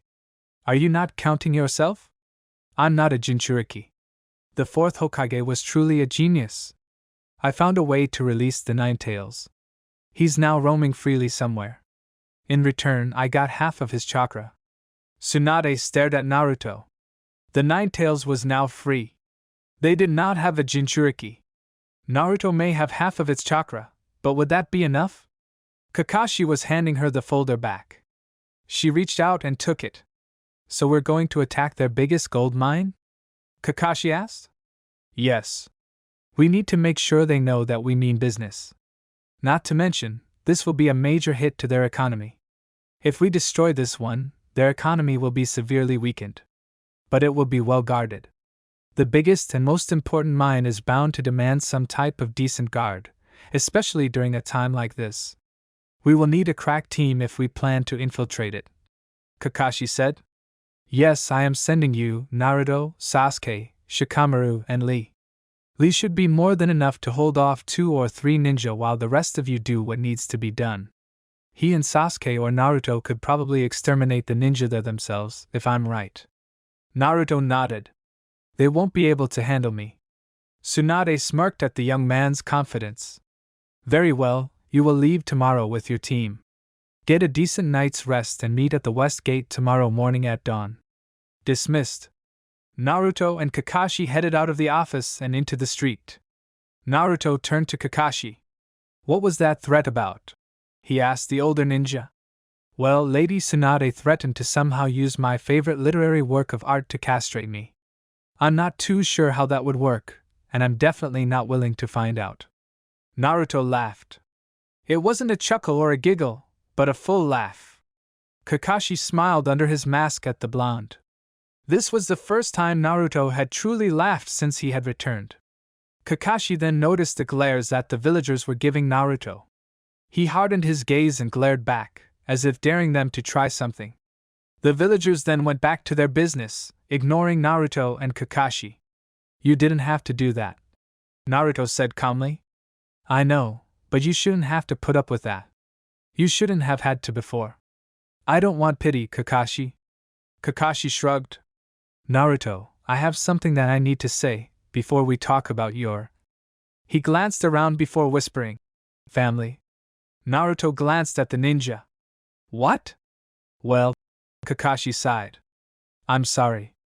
I know you don't understand why yet, but I am. I should have helped you more when you were younger. I should have been the one to train you, but I wasn't there when you needed me most. For that I am sorry. Naruto looked uncomfortable. Kakashi, why are you apologizing? What did my childhood have to do with you? What are you talking about? Kakashi looked at Naruto with pain evident in his eyes. All will become clear tomorrow night, right after our spar. I promise. As he said this, they came up to Naruto's hotel. Naruto and Kakashi shook hands, then parted company. Naruto took the stairs to his room, thinking about all Kakashi had said. He replayed the conversation over and over in his mind, and then he thought of Kakashi's eye. It had held pain, and so much of it. What exactly was Kakashi hiding? Naruto was now at the door to his room. He stepped inside, hugged his wife, and went over to the bed to nap. He crashed onto the bed and fell into a deep sleep. Naruto's dream. It was dark and murky. Naruto looked around, but all he could see were the murky shadows. Wherever he was, there was not meant to be any light. The shadows twisted and turned, thriving in the lack of the light. Naruto thought that they felt evil. This place was evil. Suddenly, a light to Naruto's left caught his attention. He whirled around to see Danzo, standing before him surrounded in light. He looked just as he had the last time Naruto had seen him, but there was something different about him that Naruto couldn't place. He studied Danzo for a moment, and then found that Danzo was smiling. Naruto was almost blown off his feet at the revelation. Danzo never smiled. Lord Danzo? Naruto asked, unsure. Yes, Naruto, it is me, he said in a voice that Naruto remembered so well. Now Naruto was truly shocked. Danzo never called him Naruto, only Fox. What are you doing here? This is your dream, Naruto. Why wouldn't I be here? Naruto looked at his old mentor confused. Danzo chuckled, also way out of character. Naruto, do you remember what I told about dreams? Naruto nodded. You said that dreams are a place where we see into our very hearts.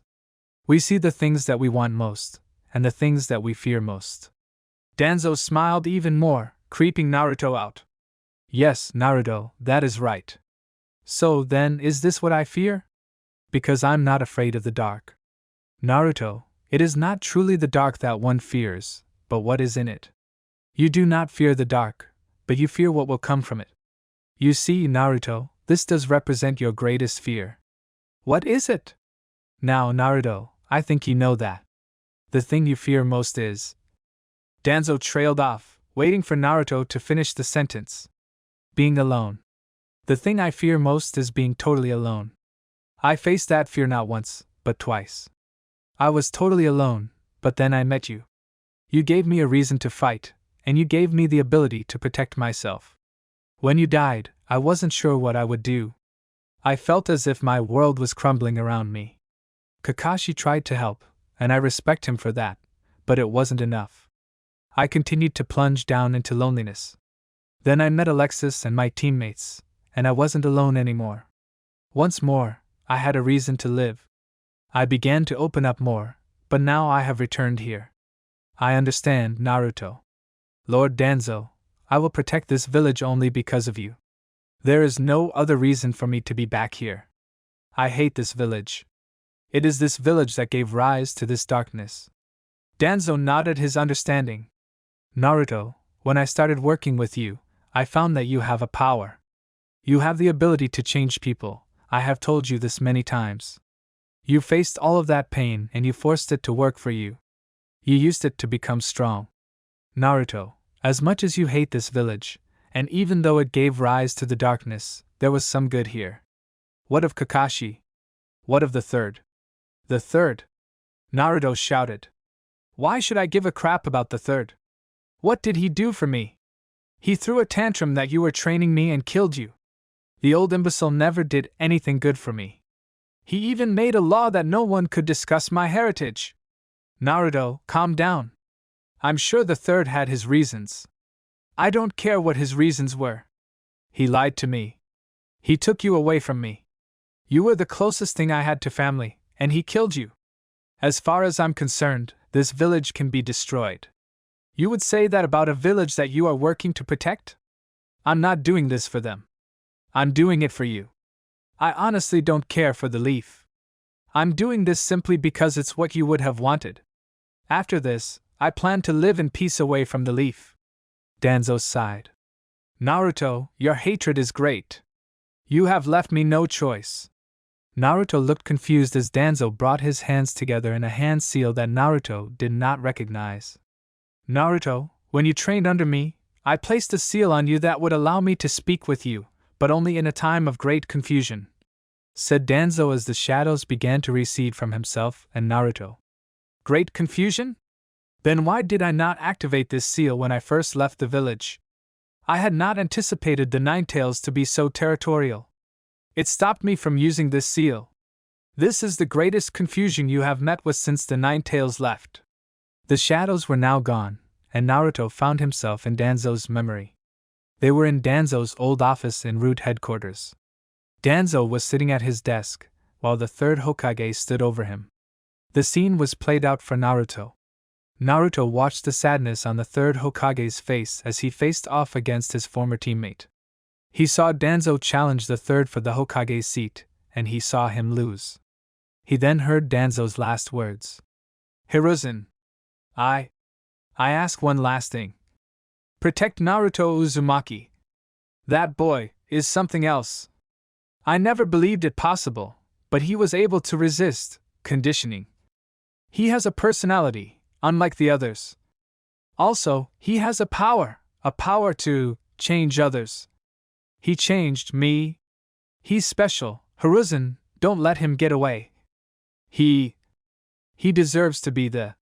Tears fell from Naruto's face as he watched the death of his mentor. The image disappeared and Danzo reappeared next to him. What were you about to say? Naruto asked him.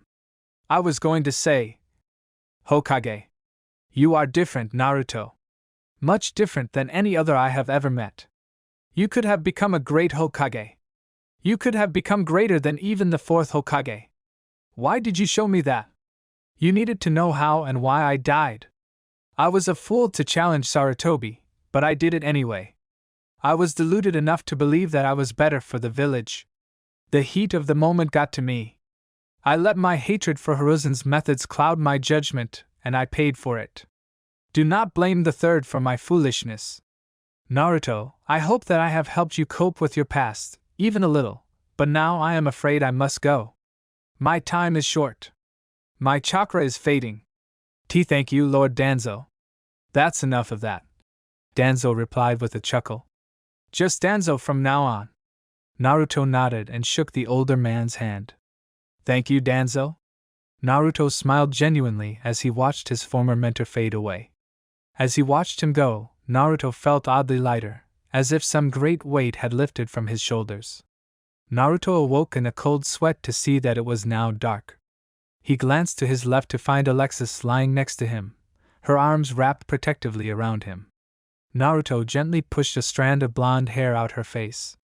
She slowly opened one eye, and realizing that Naruto was awake, jumped up to hug him.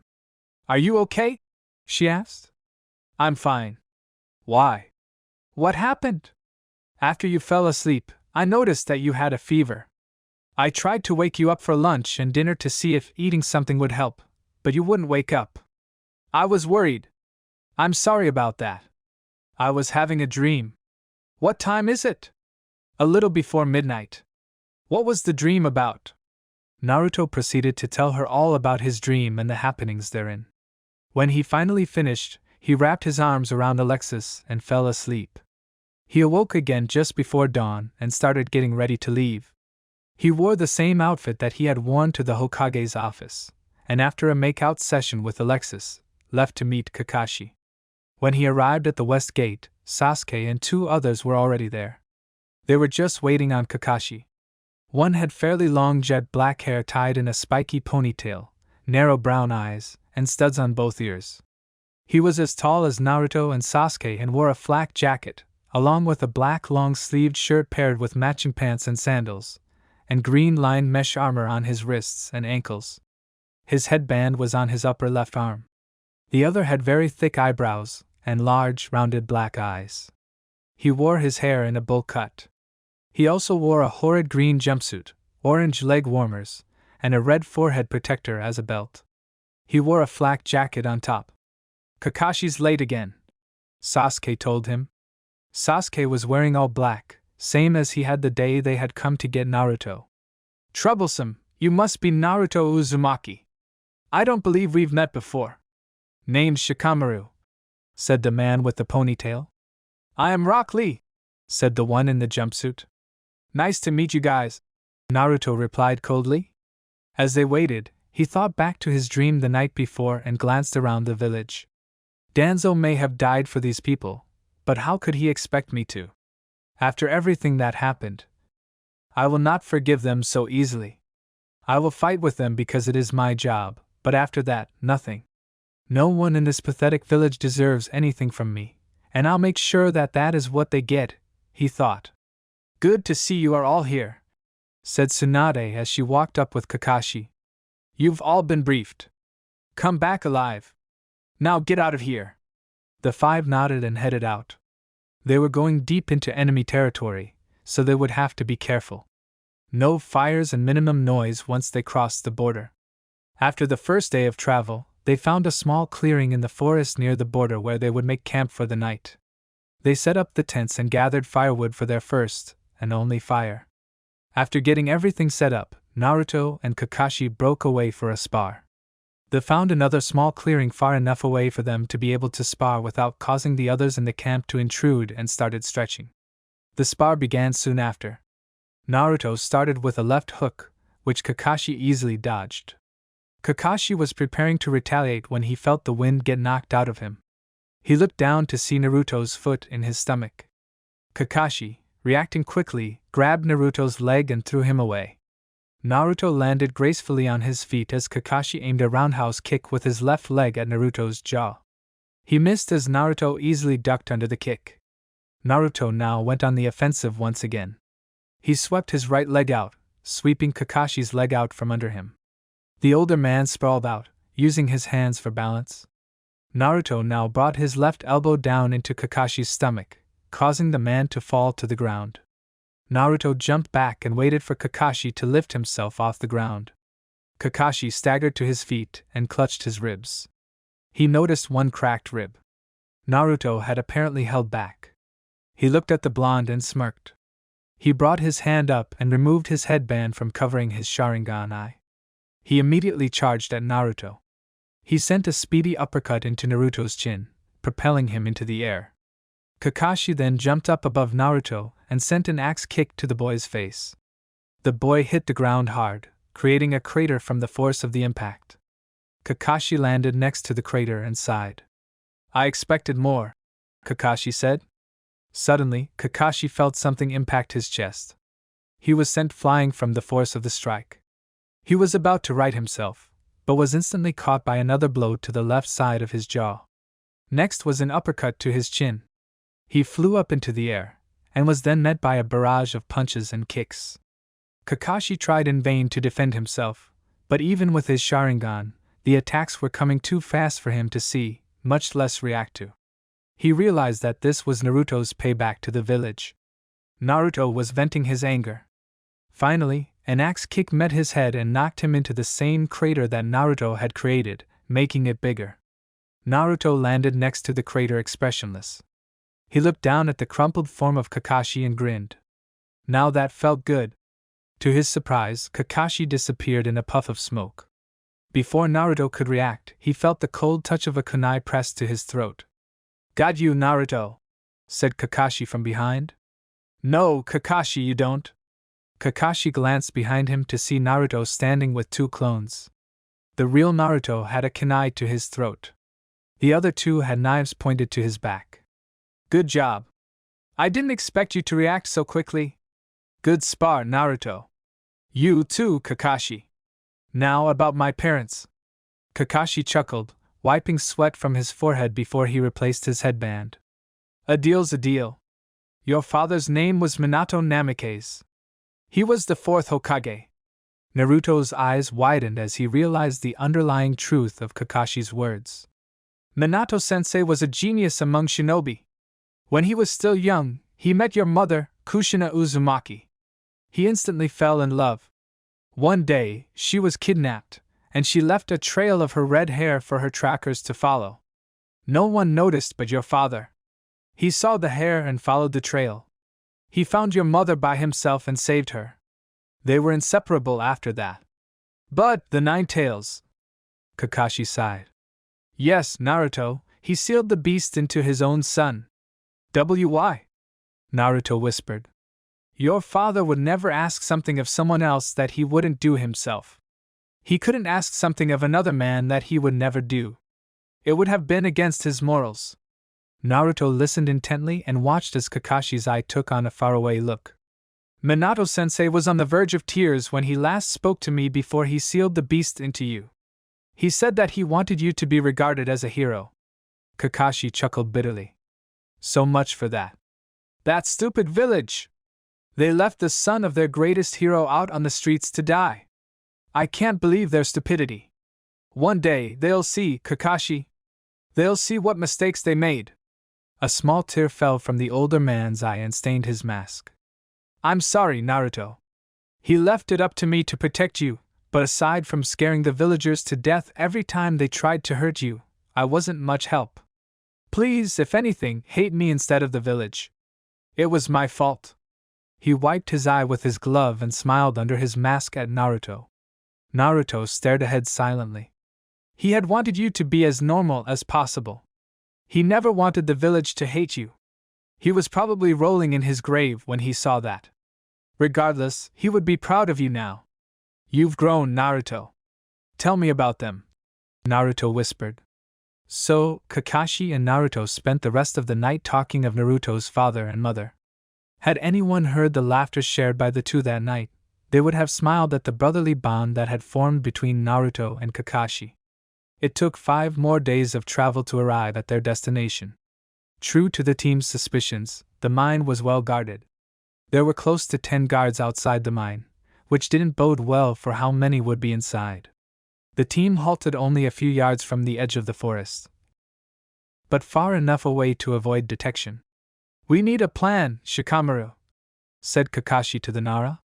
The man nodded and closed his eyes in concentration. We need a way to knock out the outside guards unconscious, he said aloud. I can handle that, said Naruto.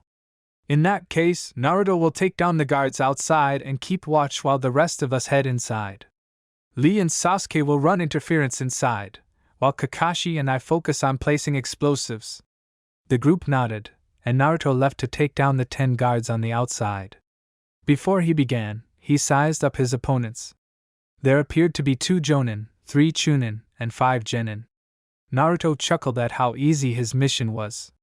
He began by creeping up to the green-haired Genin closest to the forest's edge. He pulled a kunai and slit the male Genin's throat. He followed this with a quick earth ninjutsu to bury the body. His next move was to approach the next closest ninja, who was a short, brown-haired male Genin. His throat was also slit and the body absorbed by the ground. He repeated this process with another blonde-haired Genin and then a red-headed Chunin. Naruto was quick and efficient with each victim. He tore through the Chunin and Jonin with ease, surprising the Leaf Ninja who were watching. They were so surprised at his skill, they nearly missed their opportunity to enter when the second Jonin was killed. Shikamaru, Sasuke, Lee, and Kakashi all entered as Naruto was about to finish off the last Genin. Seeing the fork in the poorly lit tunnel, Kakashi and Lee went left while Sasuke and Shikamaru went right.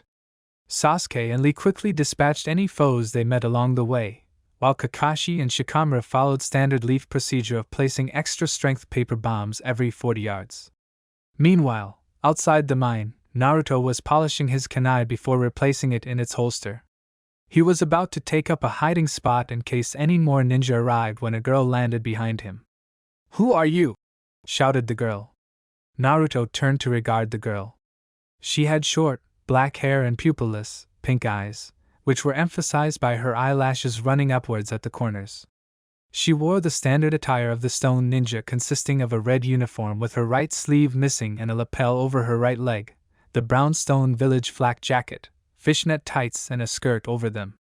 She also wore regular shinobi sandals and a pair of gloves. Naruto recognized her immediately. Kuratsuchi of the Stone Village, to what do I owe the honor? Naruto asked. How do you know my name? You're in the bingo book. I make sure to memorize it. Kuratsuchi glared at him. Are you the one who did this? She asked. Naruto smiled viciously. If I did, I'll take you down. Naruto snorted. Right, he replied sarcastically. First of all, I'm sure that you would try to take me down anyway. Second, you don't stand a chance against me. His relaxed nature worried Kuratsuchi. This boy looked familiar, but she couldn't seem to place where she had seen him. She was also worried about how he had managed to take down the rest of her ninja. He showed no signs of a struggle, meaning that he had taken down the 10 ninja without a fight. Who are you? She asked again. Naruto chuckled. Still don't recognize me, huh? Oh well, maybe you'll recognize this jutsu. He stretched his left arm forward, fingertips pointing toward Kuratsuchi. He charged chakra around his arm, coating it in a bluish glow. He moved his arm to the side before disappearing in a flash of movement. Kuratsuchi saw nothing as the blonde plunged his arm through her chest. She coughed up blood as she turned her surprised gaze toward the ninja who had just killed her. Chakra Cutter Jutsu, Naruto whispered as he withdrew his still glowing arm from his enemy's chest. As soon as it was free of the body, the arm ceased to glow, and Naruto proceeded to clean his now bloody arm. Ah, that was exactly what I needed. Though I wish she would have at least put up a fight. Could have been fun. Kakashi and the others emerged from the mine just as Naruto was finishing cleaning his arm. They stared wide-eyed at the amount of blood that Naruto had wiped away. What happened? Kakashi asked, eyes still wide. Their leader showed up. She's dead now. What did you do? Plunge your hand through her chest? Sasuke asked sarcastically. Yes, Naruto said simply. Shikamaru, who was now examining the body, recognized the girl and stared at Naruto again. This is Kuratsuchi of the Stone Village. She's the Sachikige's granddaughter. Or she was anyway. Naruto finished. Why you just killed the Sachikige's granddaughter? shouted Lee in surprise. Troublesome, now that Sachikage will be after our heads. Not really, Naruto said. He doesn't know that I'm working with you yet. He won't know that it was you. Just have the village blame me. I can handle anything they throw at me. Shikamaru began contemplating if that was indeed the best course of action. Meanwhile, Sachikage, I thank you for your hospitality during my time in this village. It is an honor for you and your village to support the society. Now that you have started a war with the Leaf, they will be too distracted to be able to respond to the society's movements. If you don't mind me asking, what are these movements going to consist of? I trust the stone is safe? Yes, the stone is safe. We will not move against the Kekkei Genkai of the Stone Village. Our plans will be fulfilled simply from harvesting the Kekkei Genkai of the other hidden villages. Even as we speak, an operative of mine is moving to take the strongest Kekkei Genkai from the Leaf Village. Once he is finished, the strength of the Leaf will be substantially weakened. Very well, we will uphold our end of the bargain. Back with Naruto. Naruto and the team had now made camp. Naruto was keeping watch as the others slept. Naruto had closed his eyes and allowed his chakra to reach out around him, giving him the ability to sense movement. He noticed that Kakashi was coming toward him and opened his eyes. What's up? Asked the silver-haired Jonin. Nothing, just letting my chakra reach out to my surroundings. I see. That's a pretty amazing feat. Most ninja could only dream of having the chakra supply and control to pull that off. I spent a long time working on chakra control after I left the village. I had to, or we wouldn't have survived. We? My team and I. You've mentioned your team before, but never their names. Did they die? No, they are still very much alive. Kakashi sensed the blonde's reluctance to continue. He also saw the slightest smile appear as Naruto remembered his old team. He remained silent, waiting for Naruto to go on. We were unstoppable. We beat both Akatsuki and Orochimaru. The three of us combined were stronger than even the Sannin. Don't you think that you might be overestimating yourself just a little? No, Naruto replied harshly. You don't understand, Kakashi. The three of us had a bond that even the Sannin couldn't have understood in their glory days. We were all outcasts in a sense. Even the one of us who was accepted among his people distanced himself from his village. It wasn't until the destruction of Akatsuki that people began to realize that we weren't monsters, though the Leaf is still behind on that belief. Monsters? Naruto, are you saying that your team was a team of Jinchuriki? Naruto nodded. Who were they? Gaara of the Sand, the Jinchuriki of the One Tail, and Killer Bee, the Jinchuriki of the Eight Tails. I've actually heard of both of them. That wouldn't surprise me. So you guys defeated Akatsuki, huh? Wow. We were pretty strong. That jutsu that I used today was one I created from seeing one of Killer Bee's own jutsu. The chakra cutter? Yeah. I summoned wind chakra around my arm, turning it into a deadly weapon. It was quite the technique. I was impressed. Naruto was about to reply when he felt a new presence nearby. His eyes hardened immediately, alerting Kakashi. What is it? Someone's here. Kakashi nodded and leapt up, searching the clearing. He moved his hand to his headband, prepared to jerk it up if necessary. Naruto, however, told him to stand down. I know this chakra. It's dangerous. Wake the others. This guy could be trouble. Kakashi went to do as Naruto said, but was stopped by a chain wrapping around his torso and throwing him crashing through the trees to the left of Naruto. From the right, a short man with black hair emerged. He wore black ninja clothes with chains wrapped around his torso and limbs. He smiled at Naruto. Long time no see, Nine Tails. Naruto growled. What are you doing here, Saito? I'm following orders, Nine Tails. I've been told to collect the Sharingan, which so happens to be here. You won't get it. Sentimental? About the Leaf? What have they done to you? Sentimental? No. However, I am against letting my clients become crippled, and as much as I hate it, the Leaf is my client, meaning I have to protect the Sharingan. Saito sighed. Very well, you leave me no choice. He extended his arm and one of the chains flew toward Naruto, bent on impaling him. Naruto jumped above the chain and formed hand signs. He held his fingers to his lips and shot out a small fire that took the shape of a pack of foxes before charging at Saito. Just as they were about to strike him, however, he whipped his chain around and knocked the foxes away. Naruto growled and formed more hand signs, this time creating a pack of foxes out of mud.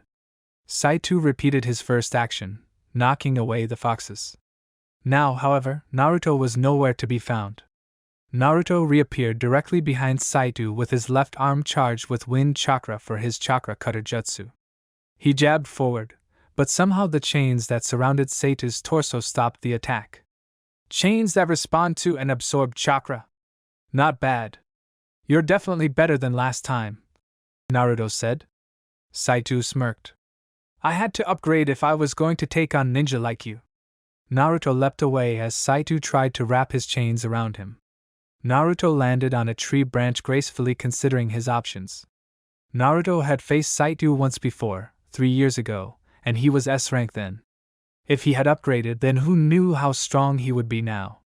You may have beaten me last time, Fox, but this time I will be victorious, shouted Saito. Flashback 3 years. Naruto and his teammates stood in the storm cloud ravine in the land of lightning. Before them stood a missing Nin from the Cloud Village. He was an S-rank ninja in the bingo book.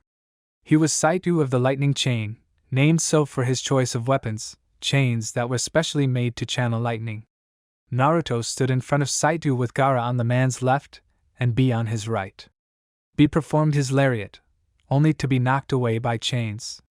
Gaara used his sand to block the chains as they cycled around, giving Naruto an opening to use his chakra cutter jutsu. Naruto charged, but Saito quickly used one hand to form hand signs and summon an earth wall to stop Naruto. Naruto reacted quickly and scaled and jumped over the mud wall. Saito, however, used his opportunity to send his chains underground using a chain manipulation jutsu.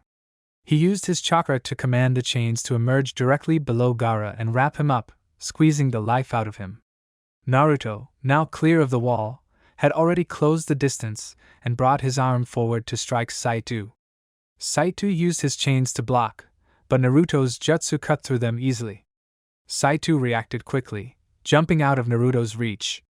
Gaara, meanwhile, had used his sand to erode the chains and break free. He was now moving his sand forward to wrap around Saito's legs. B also charged in, pulling out his swords and slashing away at any chains that came near. Summoning the Eight Tails chakra, his swords became enhanced and were able to slice through the chains almost as easily as Naruto's chakra cutter. Facing imminent death, Saito quickly formed hand signs and summoned a series of lightning bolts to strike around him, protecting him from the 3 Jinchuriki. The sheer power behind the jutsu that he used to defend himself told the Jinchuriki that he was a very dangerous opponent. B had to send chakra straight to his feet and force himself out of the way before a bolt hit him. Naruto did the same. You may have won this time, Ninetales, but I'll be back. Naruto only glared.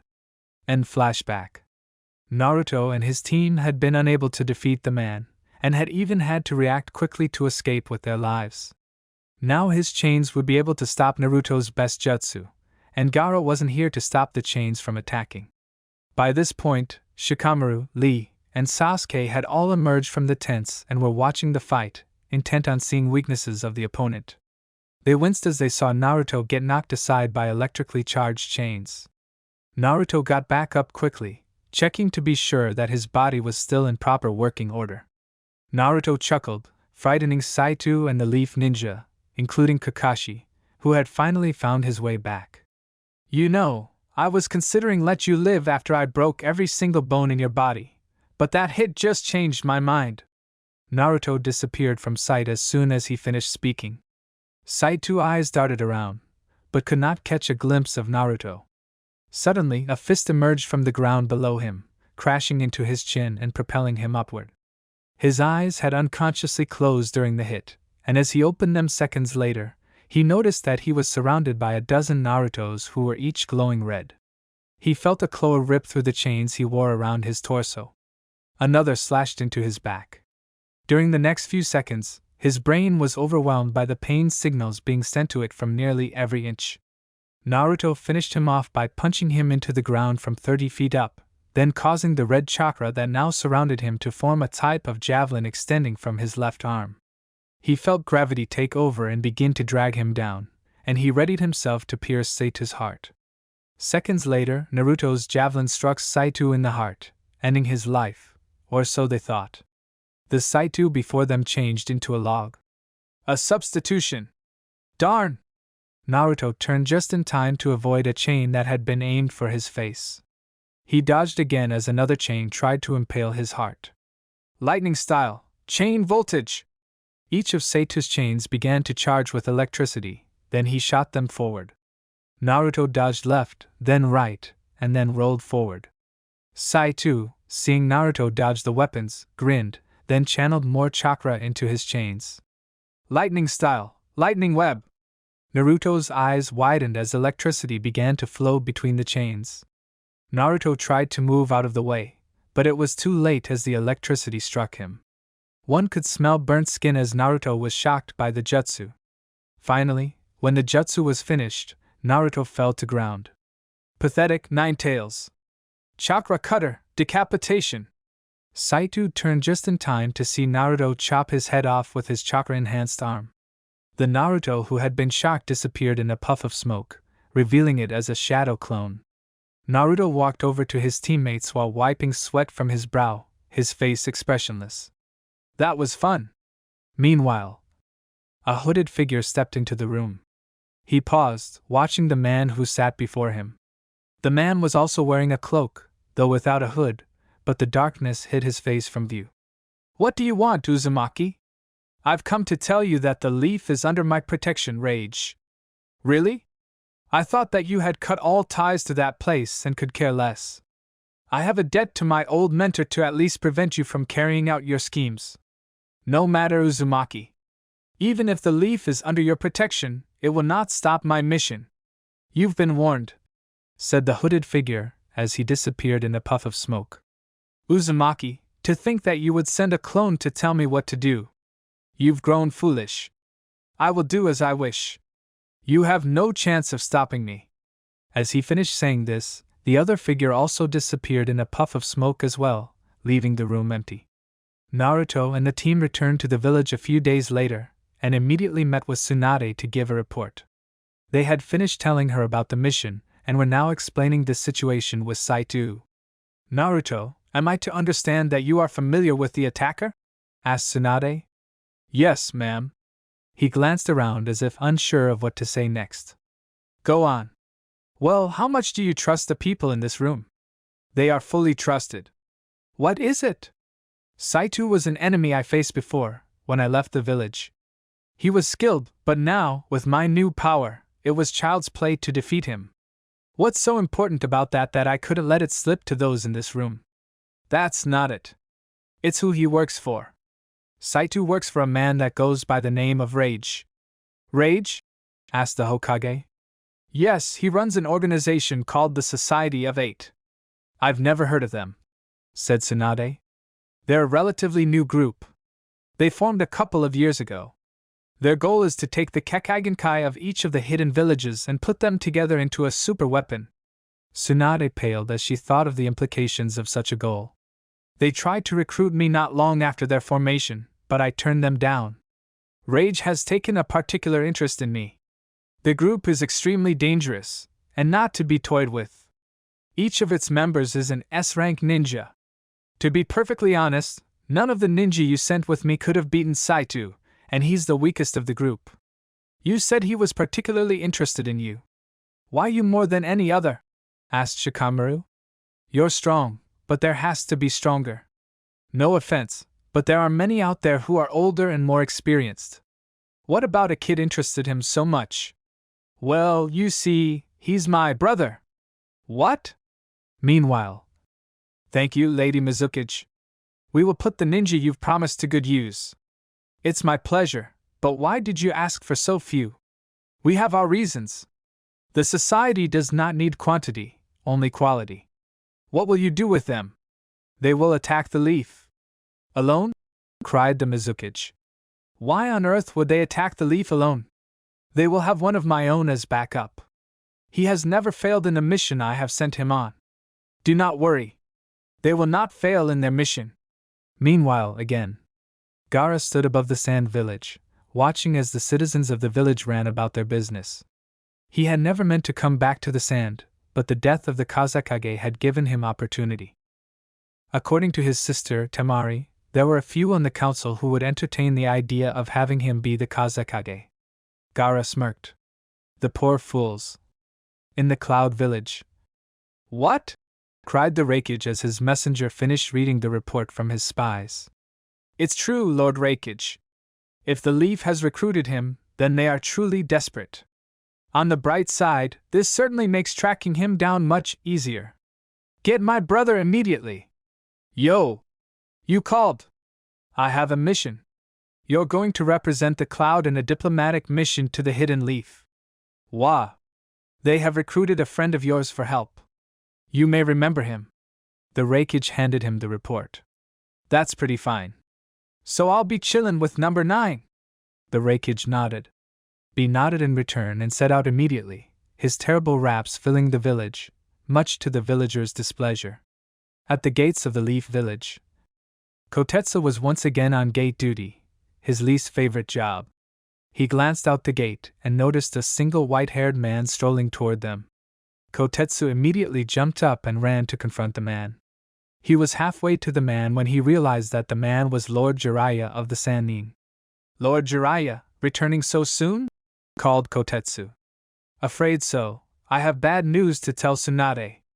You may be waiting for a while. Oh? She's in a meeting with Team Kakashi. They just returned from a strike mission.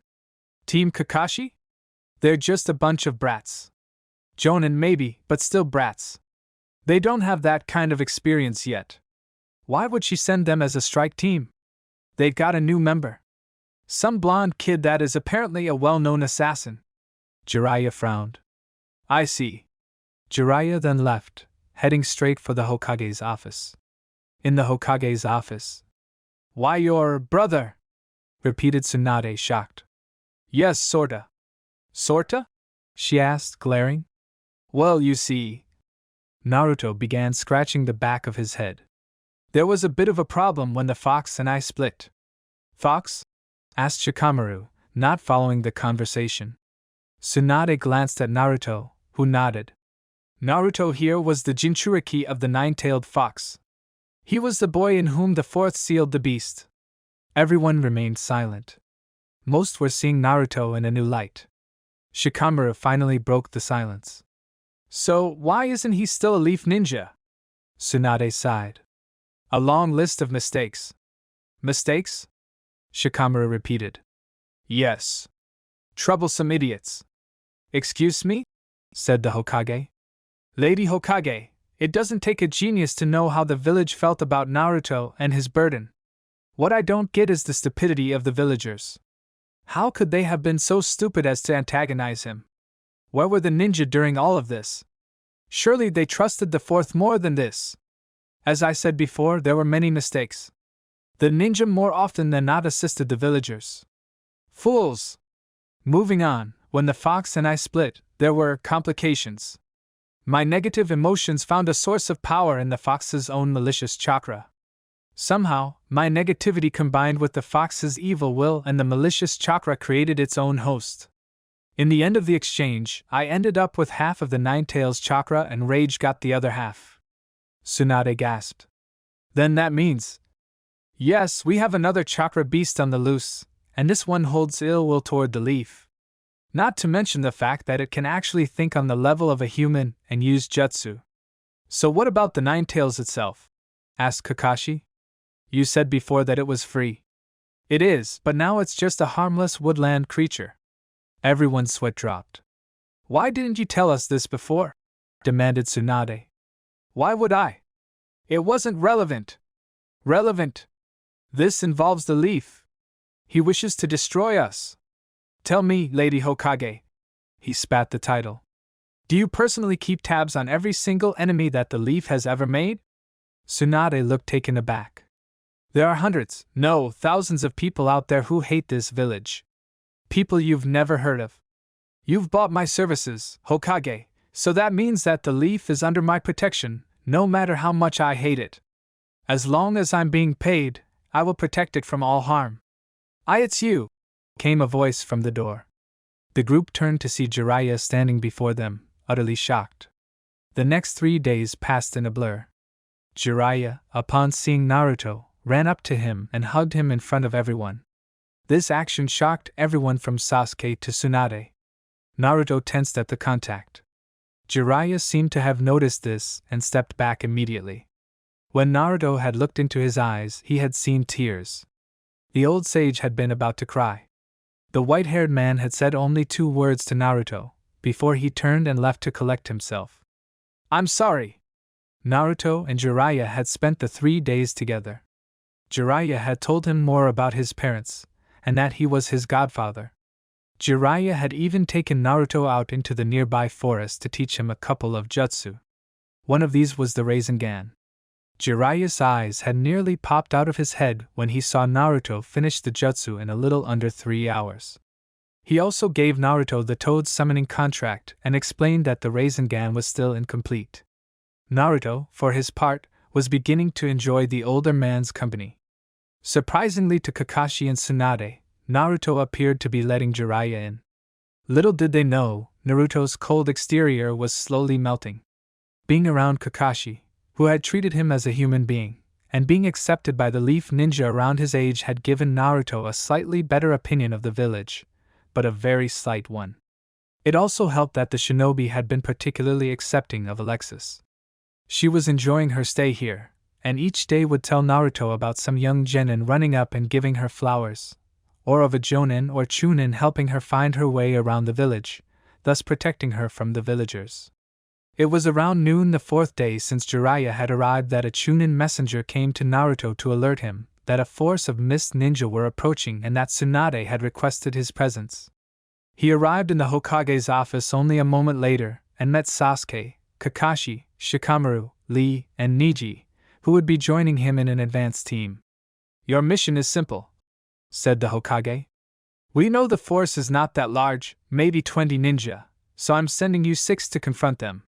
We're hoping that you and a few A and B can distract them long enough for us to get the villagers out of the way in case reinforcements are on the way. The A and B will be there a few moments after you. Good luck, and don't die. The group nodded and left. Kakashi took point, followed by Naruto and Sasuke on his left and right, Shikamaru and Lee behind him, and Neji in the back. They ran 10 minutes before meeting their enemies. The 20 mist ninja all appeared to be around Jonin level and in their 20s. They grinned when they saw the small number of leaf ninja that had come to meet them. At the front of the mist ninja was what the group considered to be a giant. He was at least 7 feet tall and had bulging muscles. He wore no shirt and had long black hair that reached to his waist. He sneered at Naruto.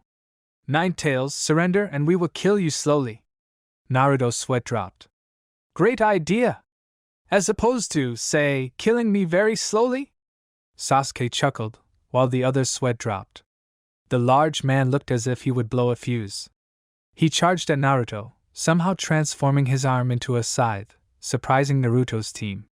Naruto himself, however, was not surprised as he quickly jumped over the man, drawing his katana in the same motion. The group was surprised to see the man's other arm change into a sword and collide with Naruto's own sword. Naruto twisted his body and formed the Rasengan that Jiraiya had taught him and slammed it into the man's back.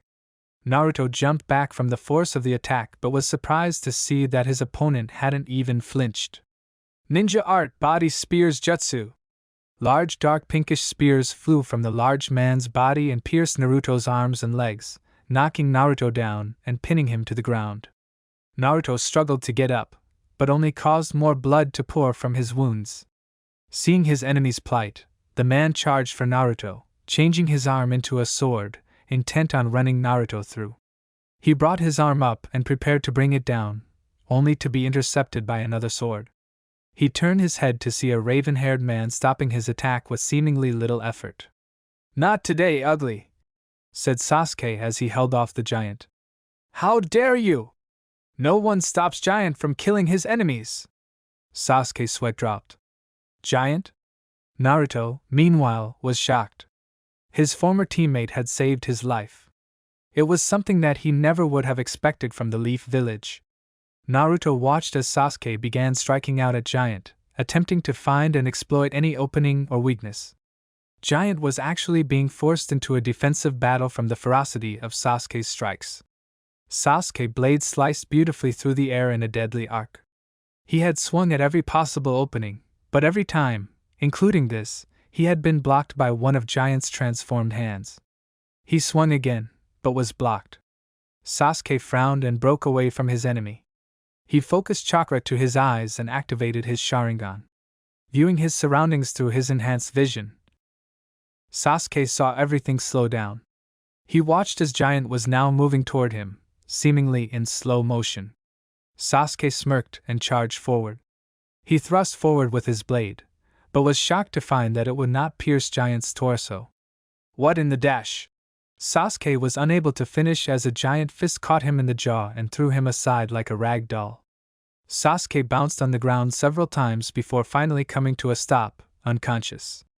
Giant grinned at his victory and charged toward Naruto. Naruto closed his eyes.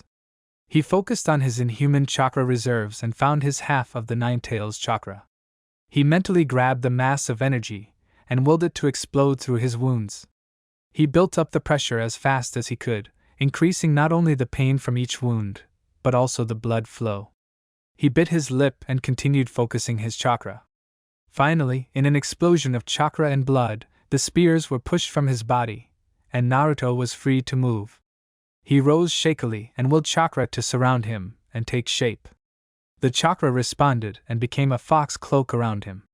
It continued to swirl as each detail formed. First ears, then the claws, then a total of 5 tails. The cloak remained transparent, showing Naruto's menacing fangs and darkened whiskers. Naruto smiled, a bone-chilling sight. Naruto roared, sending Giant flying. Then, Naruto charged, slashing away with his chakra claws. Giant's hard skin was no match as Naruto's claws tore into him. He screamed in agony as Naruto ripped and shredded his torso. Die! 9 tails! Shouted Giant between his screams of agony. With a burst of chakra, Naruto was blown backward, a large spear sticking out of his chest. He staggered backward, trying to figure out what had happened. He stared at the weapon now protruding from his body and clawed at it, trying with all of his might to remove it, but the weapon, sensing his attempts to remove it, shot out barbs around its tip, digging in and causing even more pain to Naruto. The fox cloak receded and left a wide-eyed Naruto. He fell back, red chakra disappearing entirely. Kakashi, Lee, and Neji, who had finished off their opponents, stared in shock at the body of their fallen comrade. Giant stood up, blood gushing from the wound in his torso, and began laughing. The Leaf Ninja, aside from Kakashi, lowered their heads in respect for the fallen. Kakashi, however, fixed a glare on his enemy. In an inexplicable fit of rage that he would never be able to fully explain, he charged a lightning blade and ran at Giant with such speed that even Neji and his Byakugan couldn't see. Giant, however, did see Kakashi coming and dodged. Kakashi was undeterred and created a lightning blade on his other hand. He swung it at Giant, who avoided it as well, but only just. Kakashi continued trying to slash Giant. His chakra was almost gone, but still he pressed on. Slash after slash, dodge after dodge, the two continued at unbelievable speeds. Finally, Kakashi, having had enough, focused all his chakra into his eye, hoping for a last-ditch effort at Kamui. You! He spat, scaring the other ninja present with the harshness in his voice. I'll kill you! I've lost too much. Now it's your turn. Suddenly, black fire erupted from Kakashi's eye. It struck Giant in the torso and sent him flying backward. Even after he landed, the flames continued to devour him. They ate away at the screaming man until he was nothing but ash. Kakashi, weakened from the attack, collapsed. Lee, Neji, and the others were in awe of Kakashi's speech and skill. Most were speechless, except for Lee, that is. What in the name of youth just happened? Kakashi awoke to an immense headache. He slowly opened his right eye, feeling his headache get worse as his eye adjusted to the midday sunlight. Oh, my head! What happened? Good, you're finally awake, said a voice to his right. He turned his head to see Yugao Yuzuki sitting next to his bed with a small romance novel that she had been reading. What are you doing here? He asked, rubbing his head. I heard what happened, Kakashi. I thought you could use a friend, she said with a grin. About what happened, do you think you could fill me in? It's a bit hazy, and how long was I out? A week, and sure, I'd be glad to fill you in, but only on one condition. Which is? He asked, still rubbing his head. He felt as if he would pass out any moment. A date, once you're out of the hospital, of course. Sure, whatever, wait, wah. Kakashi was unable to finish his sentence, as the darkness consumed him yet again. Yugao simply grinned. About time, Hataki, she said with a giggle before she went back to reading her book. Oh Hideki, you are such a flirt. Had Kakashi been awake, he might have noticed the cover slip off her book and reveal a copy of Make-Out Tactics. Meanwhile, Sasuke sat on the head of the fourth Hokage. He hadn't been sure why, but after Naruto had left, he had started coming up here. At first, it had been chakra-controlled training. He would climb up on top of the monument and hang off of the fourth's spiky hair. One day, as he was hanging upside down, he began to wonder just who the fourth Hokage was. He had known that the man was the Yellow Flash, but he wanted to know more. Flashback. After training, he went straight to the library and checked out a book about the man who was the most feared shinobi in history. In this book, which was a collection of memories of those who were close to the man, Sasuke found many interesting details, such as the fact that Minato Namikaze had been chosen over Orochimaru of the Sannin as Hokage. Sasuke also learned that he had been Kakashi's sensei. While the history of the Hokage was somewhat interesting, it wasn't what Sasuke wanted to know. Sasuke had wanted to know what had made the man so strong. He wanted to know what influenced the man to create the most feared jutsu in the history of the ninja world. He wanted the secret to power. Sasuke grunted and slammed the book shut. As he did, he noticed a single page fall out. He picked it up and saw that it had been ripped out and then folded and placed in the back of the book. He decided that he would read the page and skimmed over the first few words. His eyes widened as he continued down the page. It can't be. There's no way. I don't believe it. Sasuke ran out of the library as fast as he could. He ran straight to the Hokage's office. He barged in without stopping, much to the secretary's displeasure. Tell me the meaning of this. Sasuke shouted at the old man, holding out the paper. The old Hokage glared at the boy and was about to reprimand him. He opened his mouth to speak as he took the paper and began to read. Sasuke Uchiha, I don't know. Oh, I see, he said as realization dawned on him. The old man smiled as he looked at Sasuke. Sasuke, do you not recognize your own father's name? Asked the old Hokage, still smiling. Of course I do. That's why I'm here, the boy shouted. Calm down, Sasuke. It is no real surprise that your father would write such a thing. He knew Minato quite well.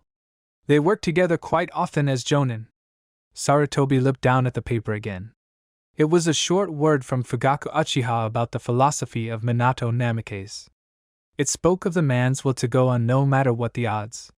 It spoke of his kind and gentle heart, and finally it spoke of his philosophy. Sarutobi read this portion out loud. Once, in my youth, I decided to ask Minato about the source of his strength and will to fight. The man smiled at me and said that above all of his training, his knowledge, and his wisdom, what made him truly powerful was to protect that which was precious.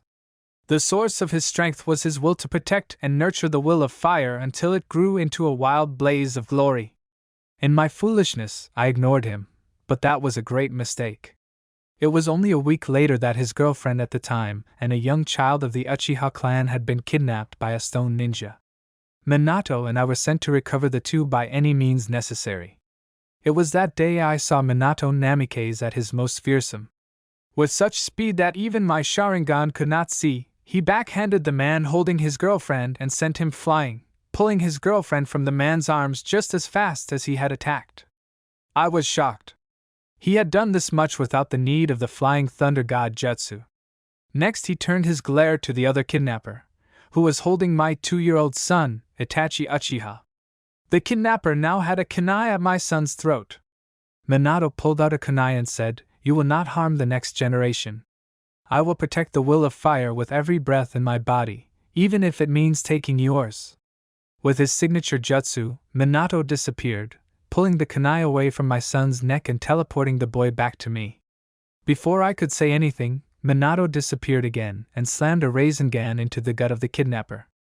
Sasuke remained silent after the old man finished. Sarutobi took a puff of his pipe and spoke again. "Maybe you understand now, Sasuke. Itachi was wrong in what he told you. You have it on the words of your own father. The secret to strength is not hatred, but love. You must protect what is precious to you. If you truly wish to become strong, train to protect what is precious to you from Itachi. Train so that a tragedy like the Uchiha massacre can never again plague the world. Train to protect the world from such pain as you felt." Sasuke nodded. He left that day with many thoughts plaguing his mind. End flashback. Sasuke smiled at the thought of his younger, foolish self. Now, he fought for something different. He fought to protect people from enemies like his brother. He had grown strong as well.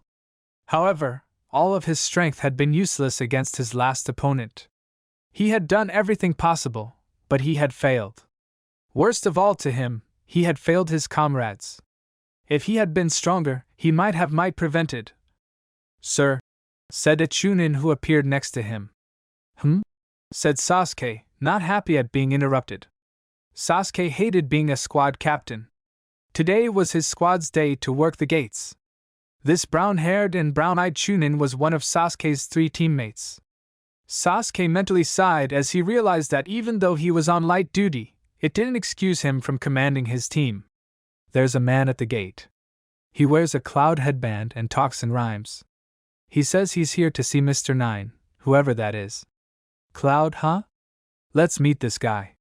Meanwhile, Tsunade sat in her office mulling over the attack. All of the Mist Ninja had been defeated, but at a great cost. Kakashi was left unconscious and out of commission for at least a week, and Naruto was in even worse condition, if he survived. She clenched her fist in frustration. "Stupid idiot. I give you one simple order and you couldn't even do that right." "What's the matter, Tsunade?" asked a voice from behind her. Tsunade turned to see Jiraiya sitting on her windowsill. He wore a serious face, which was never good. "Naruto, he went and put himself in a coma. We don't know if he'll survive. Is the Nine-Tails chakra not helping? While it still has incredible healing properties, without the fox, or a conscious Naruto, to guide it, it's nowhere near what it could be. Now why are you here, pervert? My spies are sending in reports about a new group of shinobi that are making themselves known in the north and west. The news is troubling." "What is it?"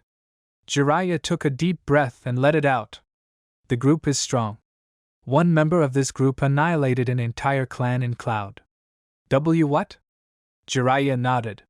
"He took one prisoner, who I guess they're using for that extraction process.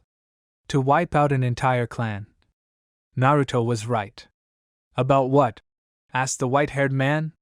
"He said that this group was extremely powerful.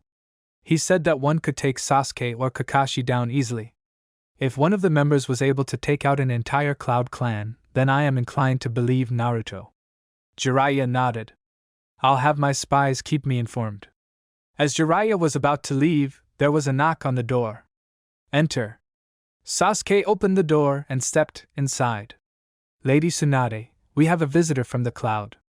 He calls himself Killer Bee," Sasuke said, his eyes seemingly saying, "Help me or I will commit suicide." Tsunade nodded, curious. "Send him in." Never in her life had Tsunade regretted anything more. Naruto opened his eyes slowly, taking in his surroundings. He saw that he was in a white hospital room. Multiple complicated-looking machines were hooked up to him. He glanced to his right and saw Alexis sleeping in a chair next to his bed. She was covered with a blanket that the hospital must have dug out for her. Her eyes were puffy, and he could see what appeared to be stains where her tears had dried on her face. Naruto turned to his left and looked out the window. The sun was just rising over the walls of the village. He heard a sigh and rustling back to his right, then a gasp. Naruto. Before he could react, he was tackled in a hug. Alexis was crushing him. I was so worried. They said you might not survive. I still might and not if you don't. Let me be. Breath. Alexis blushed and jumped off of him. Sorry, she said, embarrassed. It's okay. So, how do you feel? Like I was run over by a stampede of horse summons. Alexis giggled. You must be better than that if you can still make jokes. Naruto smiled. I'll be better in no time, he said, giving her a foxy smile. They sat in silence for a few moments, as Naruto's memories of the fight swept over him. As he came to the end, he brought his hand up to his chest and felt the scar that had been left from the spear. Guess the chakra wasn't enough to heal it entirely, he said matter-of-factly. Naruto, I saw it right after the fight. They tried to hide it, but I saw. You were all but dead. Even the Hokage was surprised you were still alive. He missed. What? He missed. Missed what? My heart. He was just inches to the right. Just a little more and even I'd be dead. I don't understand. And Naruto, what are you talking about? You're acting like you should be dead. I should be.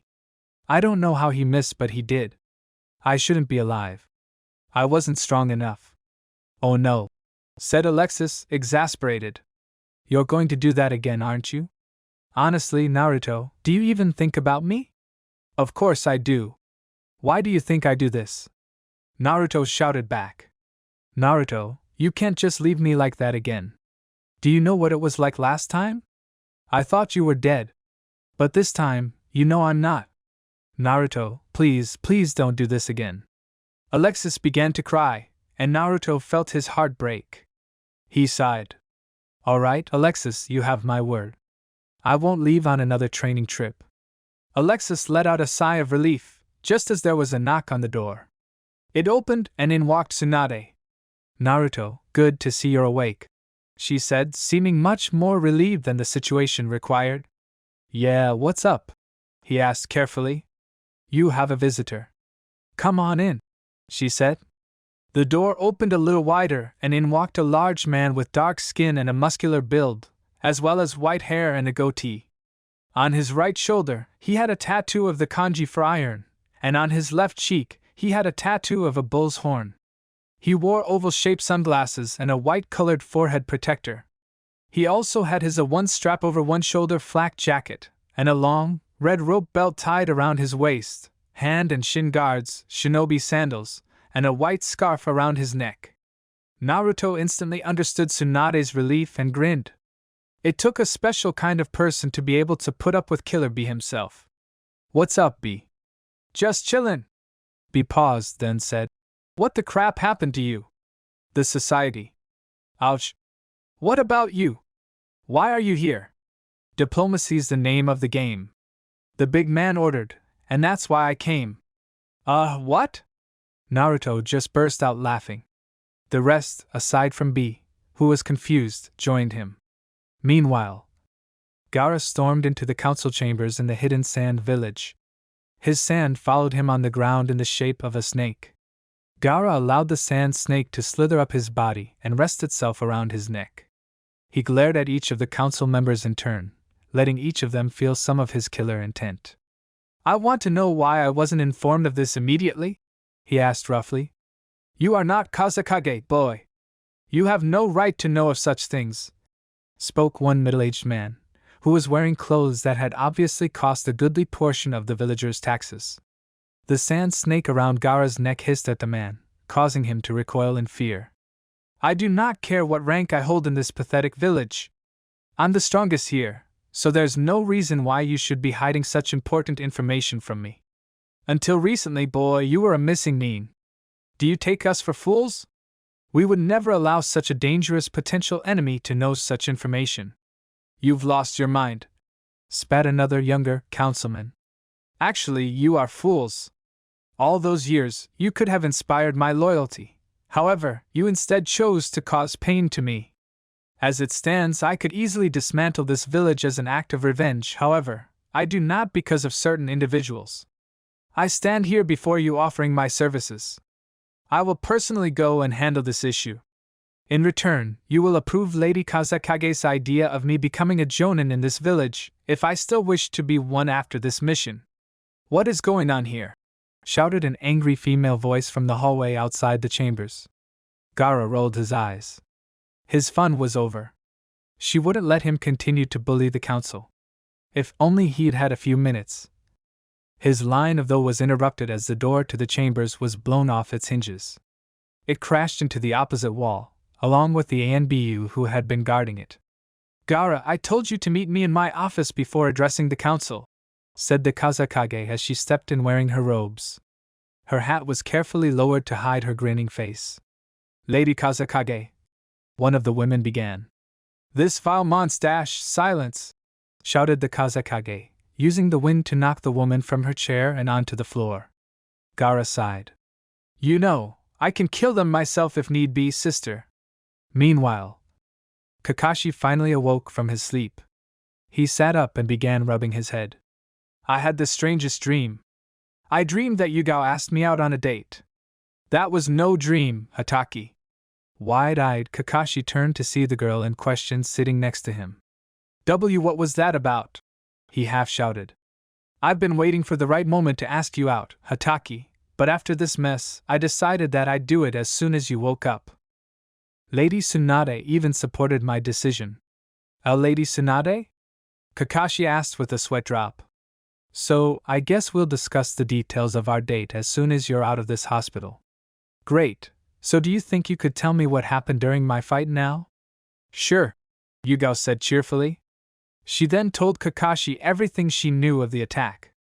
So, I guess I have a new jutsu to practice, Kakashi said, more to himself than to Yugao. What happened to Naruto? Yugao cast her gaze downward. Well, he was severely injured. They don't know if he'll make it. Yugao felt a gust of wind, and looked up to see that Kakashi had gone. Her eyes widened at the speed of the injured man. Back in Naruto's hospital room, Naruto and Killer Bee had been regaling Tsunade and Alexis with stories of their past battles. So Naruto said. He began before he felt the chakra signature about to shunshin into the room. He put a hand to his sword, until Naruto waved him off, recognizing the chakra. Kakashi instantly appeared. Naruto, he said when he saw the blonde lying in the bed. About time you showed up, Kakashi. Why, you're okay. You sound surprised. I heard that you were badly injured. I was, but now I'm fine. It was only now that Kakashi noticed Killer Bee. Naruto introduced the two and they shook. Good to meet one of Naruto's. Kakashi trailed off as he collapsed onto the floor. Tsunade smirked. Idiot. He knew better than to use chakra so soon. She called for another medic and the two of them carried Kakashi back to his own room, leaving Killer Bee and Naruto alone. As soon as the door was closed, the mood between the two old friends sobered. The society, huh? Yeah, and they're definitely a threat. They'll be coming for the Sharingan soon enough. Are you gonna tell Sandman? I'll send a clone. Until then, you and I will have to hold them off. I didn't think you would get involved so deeply. Normally, I wouldn't, but rage is my responsibility. Besides, it's not like anyone else could take him. As it stands, the leaf isn't even strong enough to defeat his henchmen. Kakashi got lucky. Gaara wiped the sweat from his brow, glancing around him to prepare himself for anything. He had just crossed the border into the land of fire, when he was attacked by bandits. He had whipped his sand around him into a miniature tornado, which deflected the shuriken that a couple of missing ninja had thrown. He had dealt with the group quickly and efficiently, using his sand as his only weapon. He formed his sand into a deadly rain. He wouldn't even be sweating right now if it hadn't been for the fact that he had just left a desert not long ago, and his sand armor was still red hot. He focused a small amount of chakra into his hand and formed his sand into his third eye. He sent the eye high into the sky and used it to look across the horizon. He smiled as he saw his target a long ways away. It wouldn't be long now. Meanwhile, Asuma sighed. Today just wasn't his day. He had just wanted to spend the day with Kurenai, but instead, He was stuck babysitting a couple of Chunin on a border patrol mission. He glanced back at his team, who was following him closely through the trees. One was a young Hyuga named Hinata. She wore a heavy jacket over her training clothes. She seemed constantly nervous. The other was an Aburaim named Shino. He was one of the best trackers the Leaf had. He wore a blue trench coat and a pair of dark sunglasses. Normally, Asuma would never take a mission like this, but today was different. Reports had indicated that there had been increased bandit activity in the area, and the Hokage wanted a Jonin to check things out. Naturally, since Asuma was free, he had been sent. Suddenly, Asuma sensed a large chakra presence approaching. He whipped out his trench knives and signaled for his team to prepare as well. The three watched as a red-headed boy emerged from the tree line in front of them. He was young, but he had green eyes that spoke of pain. He had soft features and had a large gourd-shaped object strapped to his back. He wore a burgundy shirt and black pants. He stopped when he saw them and stared at them. Asuma wasn't sure of who this kid was, but he did know that he was dangerous. His eyes told of much pain, but also of much experience. Also, the calm manner in which he held himself even when staring down possible enemies was worrisome. Asuma had faced seasoned warriors who weren't this sure of themselves. This meant one of two things: either this kid was way overconfident, or he was that good. Asuma really hoped it was the first. You are of the Leaf Village. Good, I am on my way to see your Hokage. She and I have business to discuss, the boy said with a monotone voice. What business do you have with the Hokage? Asked Asuma. That is not your business, unless you are the Hokage. I'm not, but at least tell us your name and where you're from. I don't see any headband. My name is Gara. I am coming from the Sand Village. Are you a ninja? Yes, but as of this moment, I have no affiliation with any village. So you're a rogue? No, I am simply a wanderer. I have long been disowned by my home. I see, said Asuma, not sure how to proceed. He didn't want to let this kid anywhere near the Hokage, but he wasn't sure he had a choice. Sighing, he made his decision. I'll escort you to the Hokage myself. Asuma turned and started back toward the Leaf. A quick glance at the Hyuga girl told him that she must have some sort of crush on the newcomer. Her eyes were downcast, and she was blushing. Asuma glanced over to Gara and saw that he, too, had noticed. Asuma grinned. This would be interesting. Back in the Leaf, Tsunade was sitting in her office doing paperwork when Shizen told her that Asuma and his team was there to see her. She told the young medic to send Asuma in. She was surprised to see a fourth member of the team. Who is this? She asked, referring to the redhead in the group. My name is Gara. I am here to see you about a friend of mine. Who is your friend? Asked Tsunade, pretty sure she already knew.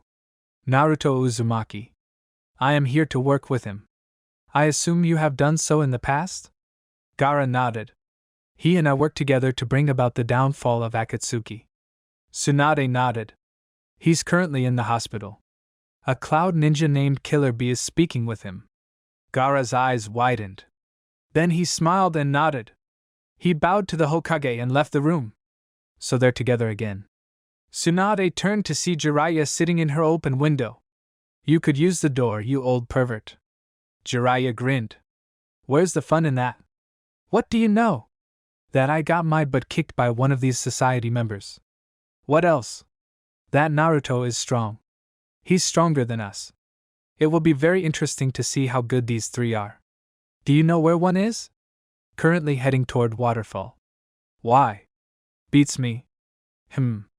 Tsunade, the stone is mobilizing. They aren't happy at all. Tsunade sighed. Things were going to get really hectic. 1 week later. We'll need to get ready to get out of here. Naruto told his former teammates. They nodded in return. Naruto and Kakashi had just been released from the hospital 4 days prior and had immediately begun to train. They were now preparing to lead a mission to Waterfall, who had sent an emergency message asking for backup against a society member who was attacking them. Naruto, Kakashi, Gaara, Sasuke, and Killer Bee were the team that would be leaving in the next few minutes. As soon as they were all together and prepared, they took off at an incredible speed. Why would they move so fast? The reason was because Waterfall had only one Kekkaigenkai, and it was a strong one. The Waterfall Kekkaigenkai was a water ability that allowed the user to change a part of his body to water at will. It was a powerful Kekkaigenkai, and Naruto was determined to help the village. 2 days later. It took the group only 2 days to arrive in the Waterfall village. What they found upon arrival was a shock to all of them, however. The mountain which held the Waterfall village had been crushed. The group began to investigate, and found that there were no bodies in the ruins of the village. No bodies? Does that mean they all escaped? Asked Sasuke. Maybe. Kakashi said, unsure. Welcome. You must be the backup squad. I have to thank you for bringing me what I needed. Combined with the Kekkaigenkai of this village, the Sharingan will make sure I am rewarded by my master. A tall figure emerged from behind one of the taller piles of rubble. The group were surprised to see that it was a woman. She was fair-skinned with pupilless brown eyes. She had green hair that she tied in a bun on top of her head with a hair needle running through it, and short and long strands of hair with orange tips framing each side of her face. Her current outfit consisted of a sleeveless, backless top and short, tight pants. She wore an obi around her waist, as well as purple arm warmers which extend up to her shoulders. She also had bandages around her tights and ankles. If it isn't Pakura, said Gaara in his monotone voice. I'm surprised to see you alive. I'll spare you the details of how it is and get to the point of obliterating you scum from the face of the earth. Gaara smirked evilly. Just try it, he said, his sand already creating a defensive barrier. Scorch style, incinerating flare jutsu, shouted Pakura, forming multiple reddish-white fireballs into a single, larger fireball, which she fired at the group. Everyone get clear! Naruto shouted, and everyone but Gaara jumped away. Killer Bee, noticing Gaara didn't move, shouted back. Yo, Sandman, move your can! Gaara slowly shook his head and moved his sand to intercept the giant fireball. Is he crazy? Shouted Sasuke. That thing is way too strong to be stopped by a bit of sand. Naruto smirked. You'll see. The giant fireball struck the sand and exploded. The explosion was massive, and Naruto and the others had to jump back even farther to avoid it. They shielded their eyes, and as the explosion finally ended, they were once again shocked at what they saw. Where the sand had risen to stop the fireball, the immense heat had now changed Gaara's sand to glass. Pakura smirked. Gaara remained impassive. So much for your great defense. Fool, did you really think that I could only use the sand in my gourd? I can use any and all sand around me. Prepare to die. Sand Viper strike! As Gaara said this, the sand on the ground around Pakura rustled and took on the form of snakes with long fangs. The snakes immediately lunged at Pakura, who jumped away. Pakura performed a back flip in the air, and as she was about to land, she rapidly dodged to her left, avoiding a massive lightning strike from one of Killer Bee's jutsus. I forgot there's a whole group of you. Guess I'll need some backup after all. You can come out now, number 4. As soon as she had finished, a new figure emerged next to her. He was just as tall as Pakura, and was wearing a long black trench coat. He had spiky red hair and wore a burgundy shirt and black pants under his coat. His eyes were red, like Korean eyes. On his back, he had a long katana that had a handle with red and gold trim. He wore a cocky smirk on his face as he looked at Naruto and the others. Shinji, one of the strongest rogues from the Rain Village, Naruto said. It's nice to meet you at last. I always wanted to test my abilities against yours. Then I'm sorry to say that it won't be much of test, replied the man in a cocky tone. We'll see. B, you help Gaara. Kakashi, Sasuke, you help me with Shinji, but be careful. Offer support only. The two-leaf ninja nodded and prepared themselves to back Naruto up. Naruto drew his katana and lunged at Shinji, who drew his own katana, which had a silvery blade. Naruto slashed his katana diagonally to the left at Shinji, who simply brought his katana up in a lazy block. Naruto swiped back down the length of Shinji's body, but was lazily blocked again. Naruto glanced to Shinji's eyes and noticed that he was bored. Growling, Naruto pulled his katana back up in another diagonal slash, this one to the right. Shinji, still bored, deflected it with a weak slap of his own sword.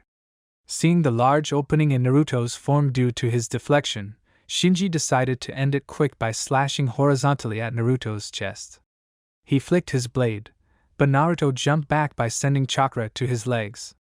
Annoyed, Shinji channeled chakra into his sword and flicked it, sending out chakra projectiles toward Naruto, who rolled to his left to defend himself. Naruto then forced chakra into his legs in order to move faster. In a blur of speed that Sasuke could only see due to his Sharingan, Naruto was on Shinji, his sword coming across horizontally to chop off Shinji's head. Shinji, for his part, yawned, bringing his own katana between Naruto and his head. Shinji's katana stopped Naruto's easily. I expected more. So far, you're putting me to sleep. Naruto growled again and tried to kick Shinji in the ribs, but Shinji was faster, breaking away from Naruto and creating distance between the two fighters. Sasuke, seeing an opportunity, moved quickly to Shinji's left and formed hand signs, preparing for a fireball jutsu. Just as he released the jutsu, Shinji smirked and flicked his sword in Sasuke's direction, creating a wave of air that exploded when it struck Sasuke's jutsu. Because the jutsu had not gotten far away from Sasuke, he was blown back. He rose to his feet slowly, Sharingan active. He looked up just in time to see Shinji moving toward him, too fast to stop. Seeing this, he knew he had no choice. He channeled chakra into his eyes and activated his best defense. Susanoo! The giant violet ghostly skeleton emerged around Sasuke, its skeletal form blocking Shinji's sword from getting any closer. Now die! Sasuke shouted as his Susanoo brought down its large glowing sword on Shinji's head. Shinji grinned. Now things were getting interesting.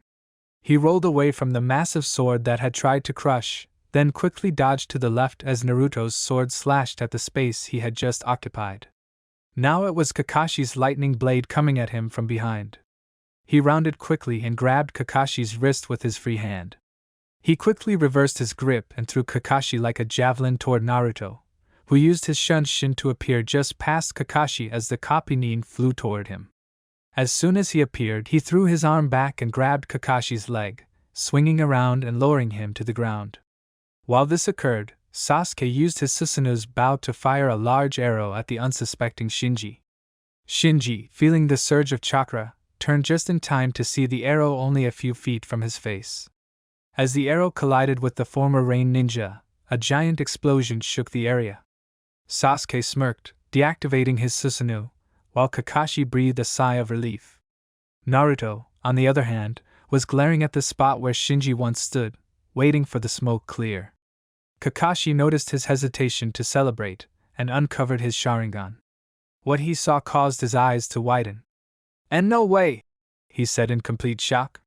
"What is it?" Sasuke asked. He was answered by a massive mud dragon that emerged from the smoke. On top of the dragon stood Shinji, who was holding his head with his free hand, covering his left eye, which was surrounded by blood. That actually hurt. Had it not been for my best jutsu, I might have actually died. You guys really are interesting, he said before laughing as if he had lost his sanity. What? Shouted Sasuke in disbelief. How did he survive that? His best jutsu, Naruto replied, is a powerful spatial manipulation technique. You mean like the Flying Thunder God technique the fourth used? Kakashi asked. Naruto shook his head. No, that's space-time manipulation. Shinji's jutsu isn't that good. Instead, he can manipulate areas in space. I'm guessing he used his jutsu to shrink the space that Sasuke's attack occupied, thus saving himself. But how would that work? Asked Kakashi. The blast still should have killed him. I know. I guess he might have used his jutsu to compress the air around him into some form of shield, but other than that I'm at a loss. Shinji finally removed his hand from his eye, revealing that it had been forcefully and painfully removed. A very impressive jutsu. Normally, I could have compressed the jutsu into nothingness, but that one was too much. I didn't even have enough time to create a complete shield from the air, he said to the ninja. Then he added to himself. Can't afford another one of those. Takes too much chakra. Naruto lifted his katana and charged at his injured enemy, slashing vertically downward against his enemy, who jumped back quickly. Face it, Naruto, you don't stand a chance against me. We'll see, Naruto said before charging back in. As Naruto and the others fought with Shinji, Gaara and B commenced their fight with Pakura. Gaara used his sand to wrap around Pakura, but found that it was an exploding clone. He felt a presence behind him and turned just in time to be struck by Pakura's fist. B, seeing his friend in trouble, drew a sword and charged at Pakura. He slashed his sword, but Pakura was faster, moving out of the way and forming hand signs. She sent a fire bullet at B, who countered by firing a lightning bolt from his fingers. The fire bullet and lightning bolt collided and blew up, sending both Pakura and B back several yards. Gaara now sent a sand snake straight for Pakura, who moved her head to the left, dodging the attack. This momentary distraction took her eyes from B, who used his incredible speed to move in for a kill move. He coated two of his swords in lightning chakra and lunged forward with them. Pakura managed to catch the flash of movement and jumped above B. She twisted as Gaara fired multiple sand shuriken at her, dodging them all, and then brought her heel down on B's head in a devastating axe kick, only for B to collapse into a puddle of ink. She backflipped as Gaara fired off more sand vipers, but didn't realize that she was moving towards B's trap. B emerged from underground, intending to strike her with his lariat. Seeing this, she coated her body in fire and countered his lariat with a punch of her own. There was a massive explosion from the collision of chakras, and B was sent flying toward Gaara. Pakura was sent in the opposite direction. Gaara used his sand to catch B out of the air and right him. Thanks, Sandman, B said, rhymes forgotten in the heat of battle. Gaara nodded, surprised that B had not rhymed his reply. This was a testament to how serious he was taking this fight. B, he said. What's she doing? B nodded and glanced at his opponent. Across from the two, Pakura had gotten back up and formed hand signs. When she finished, she screamed out the name of her jutsu. Scorch style, extremely steaming murder! When she called out the jutsu, she spat out 3 orbs of yellow fire that circled around her, then sent them toward Gaara and B. This won't be good, said Gaara. If those hit us, they mummify us. As the orbs sped closer, Gaara brought up his sand shield to protect him and B. Little did he know that this was exactly what Pakura wanted. As the sand shield rose, Pakura made her move. She created 3 clones that went to surround the dome of sand. Then, she and her clones began forming hand signs, waiting for Gaara to drop the shield. As soon as Gaara felt the impact of the fireballs, he used his third eye jutsu to look outside the dome. Just as I thought, he told B. She's waiting. Use your earth style to drag us underground. Then I'll drop my sand shield while we get behind her and attack. B nodded and commenced the plan. Outside, Pakura smirked as the shield began to drop. As soon as the top of the barrier began to collapse, Pakura nodded and she and her clones released her scorch style, incineration of all creation. Each clone fired off a massive blast of reddish-white fire, creating a massive explosion that shot debris in all directions. Pakura smirked at her victory, dispelled her clones, and began to walk toward the center of the explosion to see if there was anything left of her enemies when she found she couldn't move. She gasped when she looked down and saw that her feet were now enclosed in sand. Sand coffin, said a voice behind her, and the sand began to crawl up her body and wrap around her. She struggled to get free, but it was no use. The sand now made it to her neck and continued to wrap around her. She gasped as she felt the weight pressing against. She tried to breathe, but the pressure on her body was too great. She screamed, and Gaara chose that moment to end it. Sand burial! Under the ninja's direction, the sand compressed. B and Gaara could hear the cracking and shattering of bones and a few moans of pain. Then, finally, the sand began to twist and turn, shredding the contents. The smell of blood filled the air, but this went unnoticed by the 2 seasoned ninja. Finally, Gaara released the jutsu, and several chunks of Pakura's body fell to the ground. It was at this moment that Gaara felt as if something was off. He was proven correct as a massive heat wave hit the two. They looked up and saw a massive ball of white fire heading straight for them. The size of the object was incredible, as big as one of the faces on the Hokage monument. My sand won't be able to stop that. And I can't take us far enough underground to protect from a direct hit. Guess I have no choice, Gaara said with a heavy sigh. He instantly began forming hand signs before finally slamming his palm to the ground. Summoning jutsu! Pakura smirked from her spot in one of the nearby trees. It didn't matter what they summoned now. It couldn't help them. This jutsu was too powerful. Suddenly, she was overcome by a massive killer intent that shook her to her very core. Waha hey hey hey! Free to dum! Free at last! Whoa! That's not good! To Pakura's shock, directly under her massive fireball stood the one-tailed Shikaku. Caught up in his freedom, he had, at first, not noticed that a massive ball of white-hot fire was coming straight at him, but now he moved the sand around him to intercept the attack. What fool dares to try and stop me with something so pathetic as this? Pakura watched as the sand obeyed him, whipping around the fireball with incredible speed. The sand spun and spun, slowly reducing the size of the fireball by putting out some of the fire. More sand added to the mix, and soon the fireball was gone. All that was left of it was a mass of red-hot sand. Now to take my revenge on this pathetic world. Aha ha ha ha hey! Wait! No! You can't! Please! Never! Oh! Shouted the giant beast as he disappeared into a puff of smoke. Pakura wasn't sure what to do now, but then she noticed that Gaara was now unconscious. With only Bee left, she had a chance. She jumped out of the tree and drew a kunai, and then charged at Bee. Bee saw her coming and drew his sword. He countered her thrust with a parry of his own, then slashed at her with a second sword, cutting her across the chest. She tried to slash again, but Bee was more experienced in weapon battles, and quickly cut off her hand. He finished by quickly and cleanly decapitating her. Then he began rapping. Yo say ho! Know my name, know my fame, don't be lame! 8 tails, that's me the rap and killer bee. A tailed beast resides inside my hide. You can't beat me, 'cause I'm killer bee. Naruto attempted to strike Shinji with the right cross, but was easily blocked. Next, he tried an uppercut with his other hand, but that was easily blocked as well.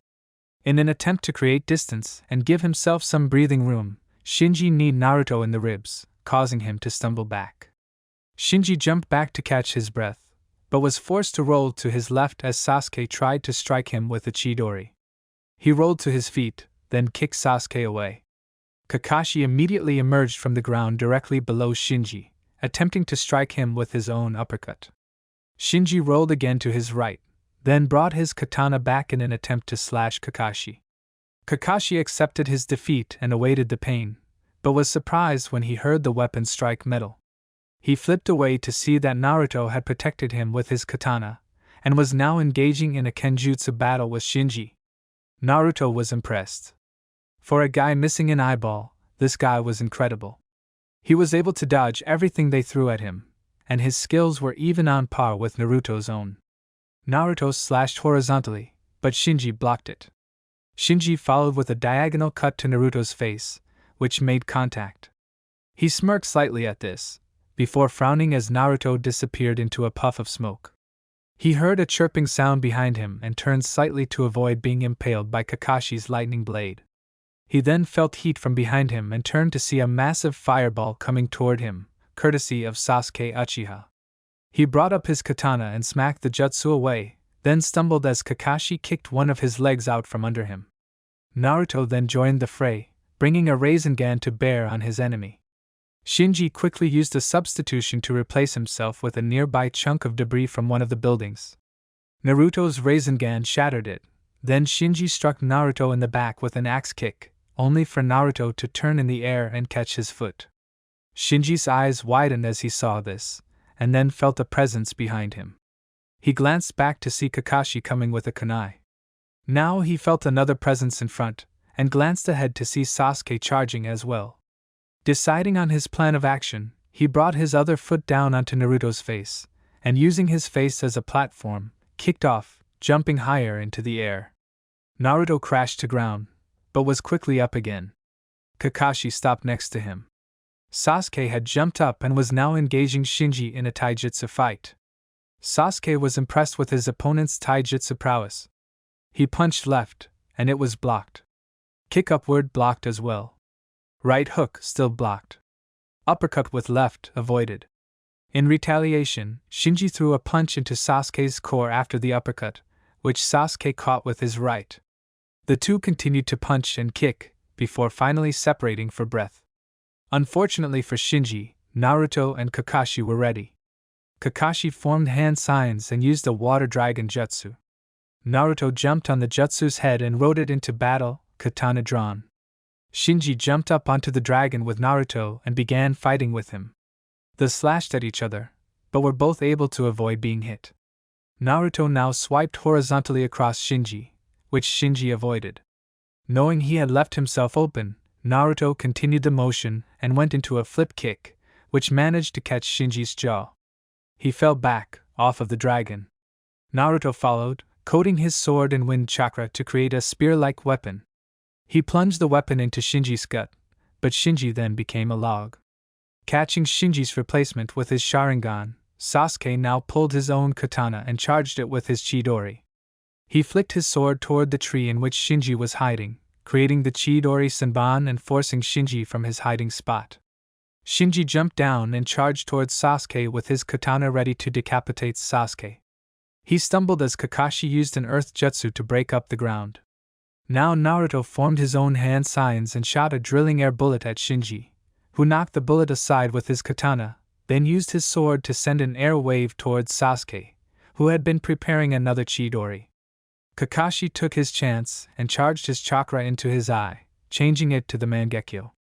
Shinji sensed the space around him begin to compress as it was being sucked into another dimension. He dodged just in time to avoid Kamui, but his sword was lost to the other dimension. "Darn you!" he shouted at Kakashi. "I actually like that sword."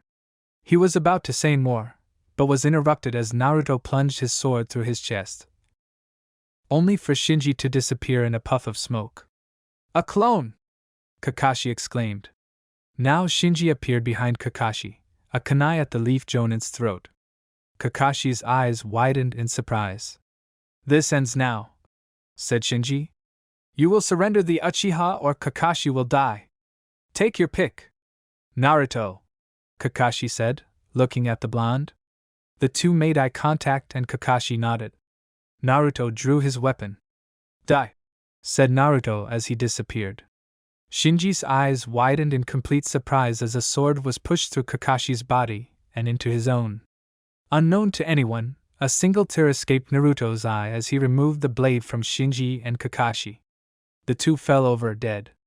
Naruto quickly wiped the tear away and turned back to Sasuke. "Guess that's over," he said in as much of a voice as he could muster. "Not bad," said a voice. They both turned to see Kakashi, who had already recovered his Sharingan, approaching from nearby. Kakashi!" exclaimed Naruto. "But how?